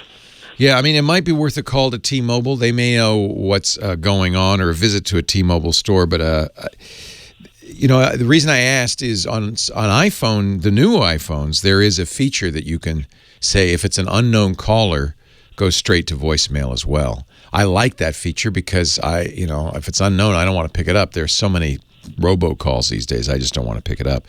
But that, on an older Android device, I don't think that's available, so I don't think it's that either. Why? It's not accidentally turning on Do Not Disturb. You know about Do Not Disturb, right? Yes. Yeah. About that. Chris in the chat room saying one other thing to try is disable Wi-Fi calling. I think those phones do not support it, but if they do, T-Mobile does Wi-Fi calling, and sometimes that can cause it as well. So try turning off Wi-Fi calling and seeing if the phones ring better. I have to suspect it's something T-Mobile is doing and could if you've got call screening of any kind activated, check that. If you've got anti-spam features, check that. If you've got Wi-Fi calling, check that. But honestly, in most cases, this is one for the carrier. There's something going on with them. They may even have a call block list. You can call your carrier and say, I don't want to receive any phone calls from these numbers. And it may have accidentally created a call block list, something like that. Okay. All right. So there's some thoughts anyway. I can't say exactly what's going on, but Scooter X has sent us a link in the chat room to a Wikipedia article on ringless voicemail. Oh, my goodness. Oh, my goodness. Now, this is not illegal, perhaps. So it really comes down to the courts saying voicemail is subject to the Telephone Consumer Protection Act. That's not necessarily clear, but there is a technique you can use as a spammer. I forgot about this. To go straight to voicemail. To leave you know what? This happens to me a lot. I'll see a voicemail message. I thought maybe it was the call blocking, but maybe not. Maybe they're using this technique. It's legal in Canada. Potentially legal in the United States. We'll put a link to this Wikipedia article. How fascinating. It's called Ringless Voicemail or Voicemail Drop, a method in which a pre-recorded audio message is placed in a voicemail inbox without the phone ringing first. The practice is commonly associated with spamming and debt collection services. Wow. Now, if this is a phone call from someone you know and someone you expect, it's not that. This is a technique spammers use. But if you are seeing voicemail messages, spam voicemail messages, in your inbox without hearing the phone ring, that may be what's going on. It should be illegal because it's costing you money, right? Frankly, cell phone spam should be completely illegal. I think it is technically, but good luck preventing it because every call potentially costs you money, right? I get calls all the time for things I haven't, like your student loan is overdue. I don't have a student loan. No one I know has a student loan. These are just spammers. It's just annoying as heck.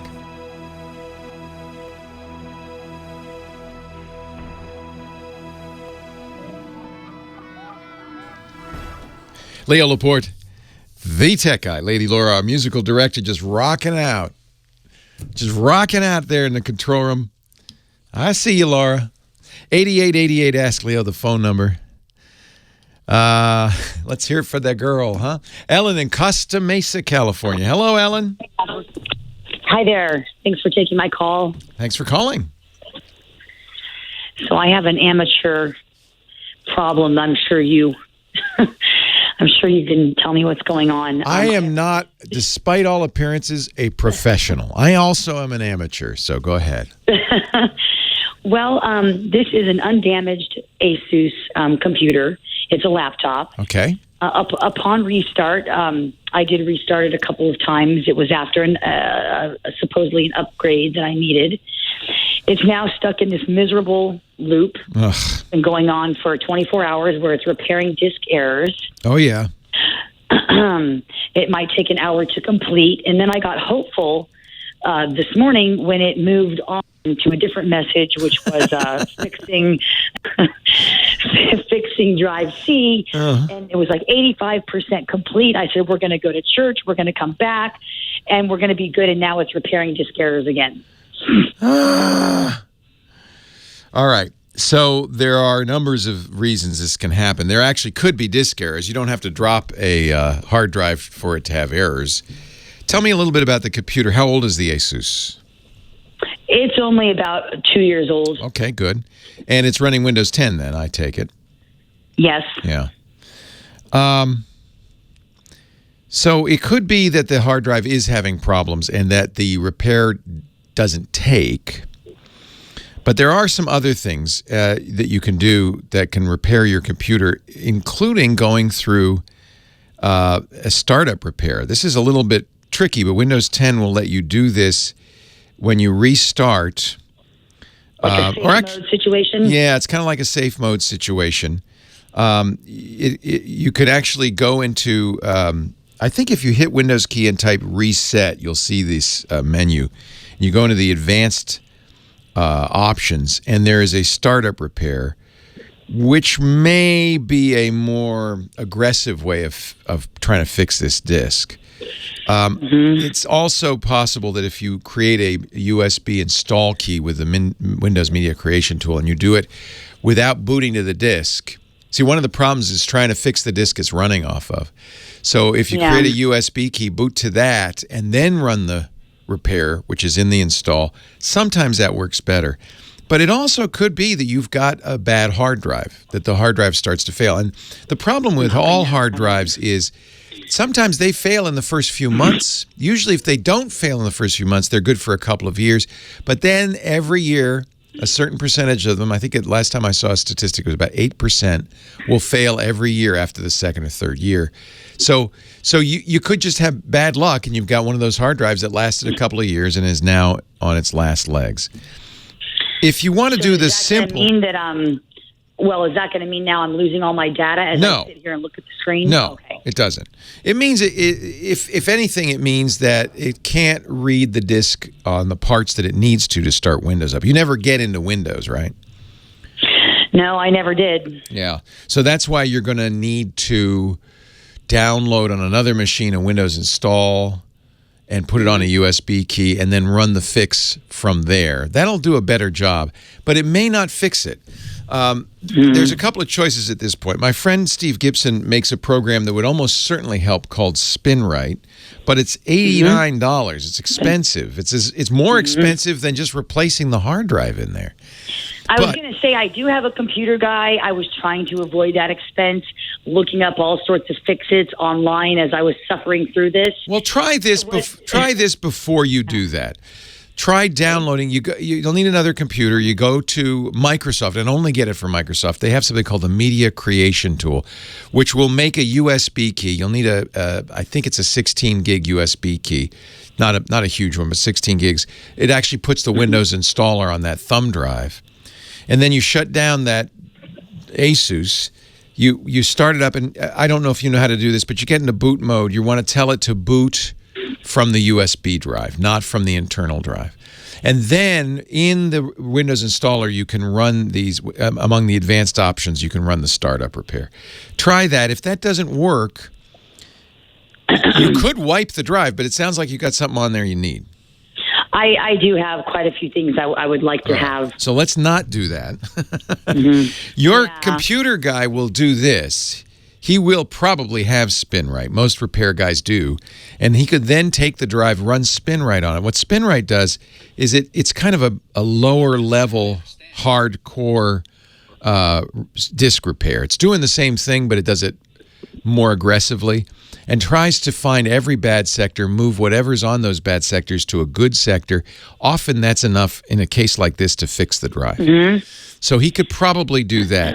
Worst case, he could take the drive out, put it in an external enclosure, copy all your important data off of that, and then put a new drive in. And honestly, a new hard drive in that Asus won't cost that much money. You can get... I hope not. No, 2 terabyte drive, $100.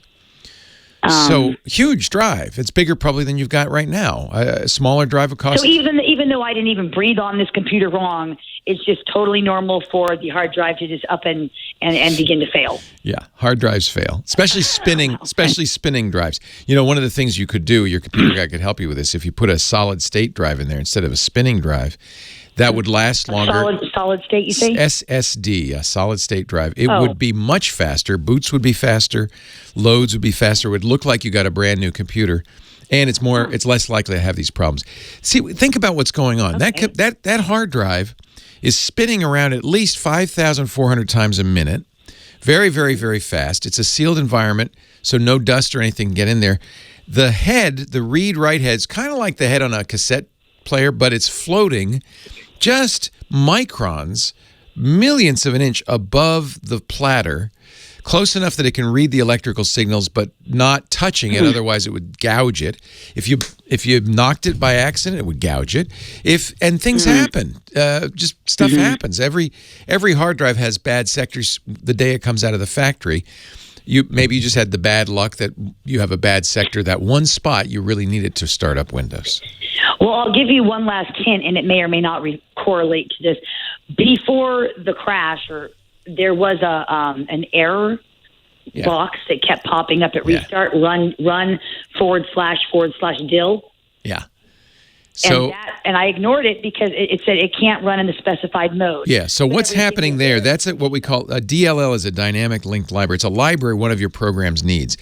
And what the program was telling you is, I can't read it. That was a hint that your hard drive is failing. I can't read it. That failure spread a little farther, far enough so that now Windows can't boot and apparently can't fix the error. So but you know what? We're writing billions of bits onto a magnetic medium at 5,000 RPMs. I mean, it's kind of amazing it works at all. So you shouldn't be surprised that you have a failure. Occasionally things fail. It's amazing they work as well as they do. It is not unusual. The moving parts in any device are the first to go, right? That's one of the few moving parts in your computer. So you can replace it. Your computer guy can take it out, put it in a case, take everything off of it, except for the stuff that's on that sector. Probably nothing important.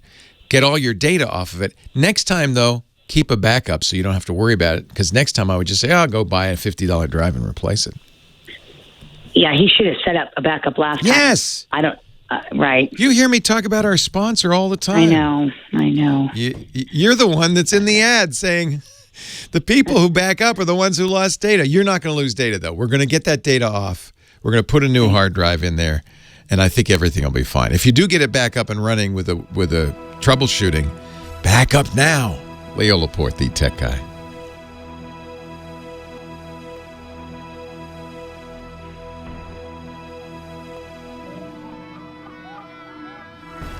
Oh, yeah. Thank you for letting me be your geek.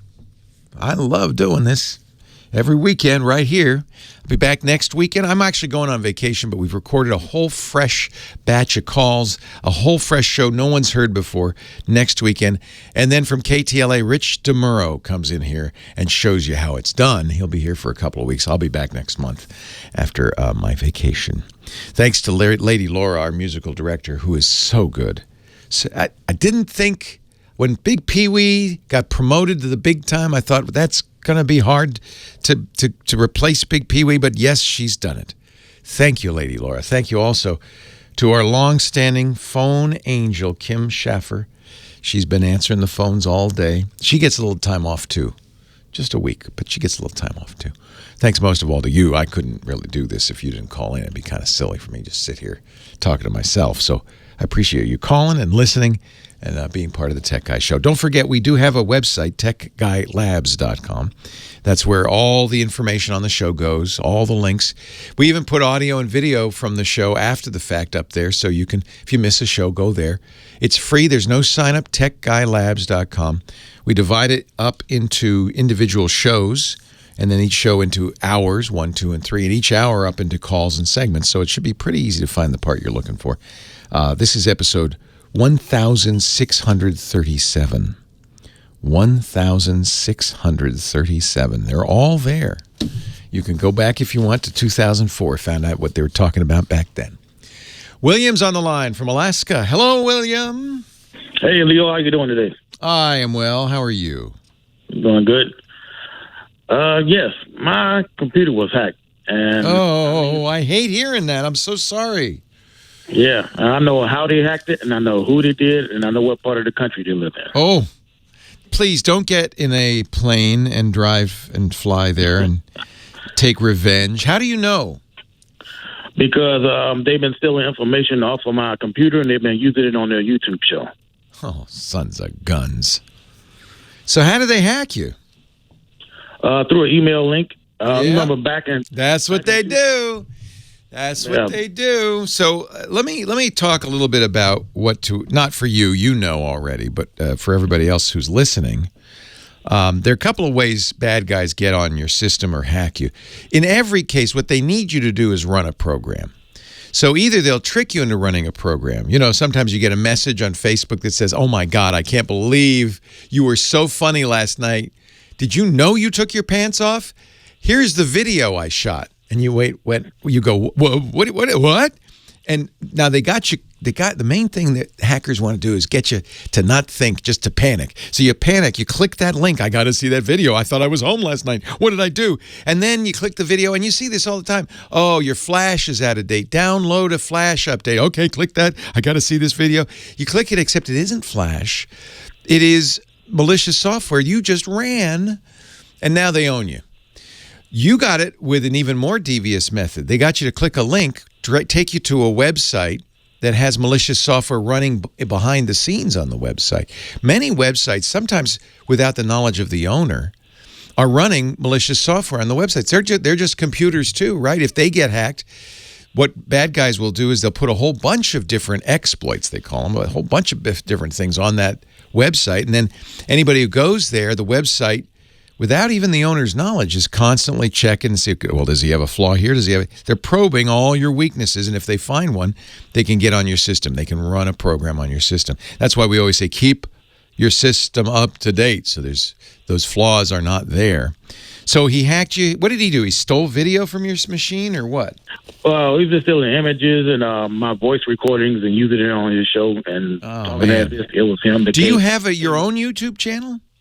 I work a lot, so I never really had the time to do it. But I never got around to doing it. But you see your images on his YouTube channel? Yeah, some images, yeah. That's annoying. And video clips I've saved from other instances. Oh, man. That is really annoying. Well, what can I do to help you?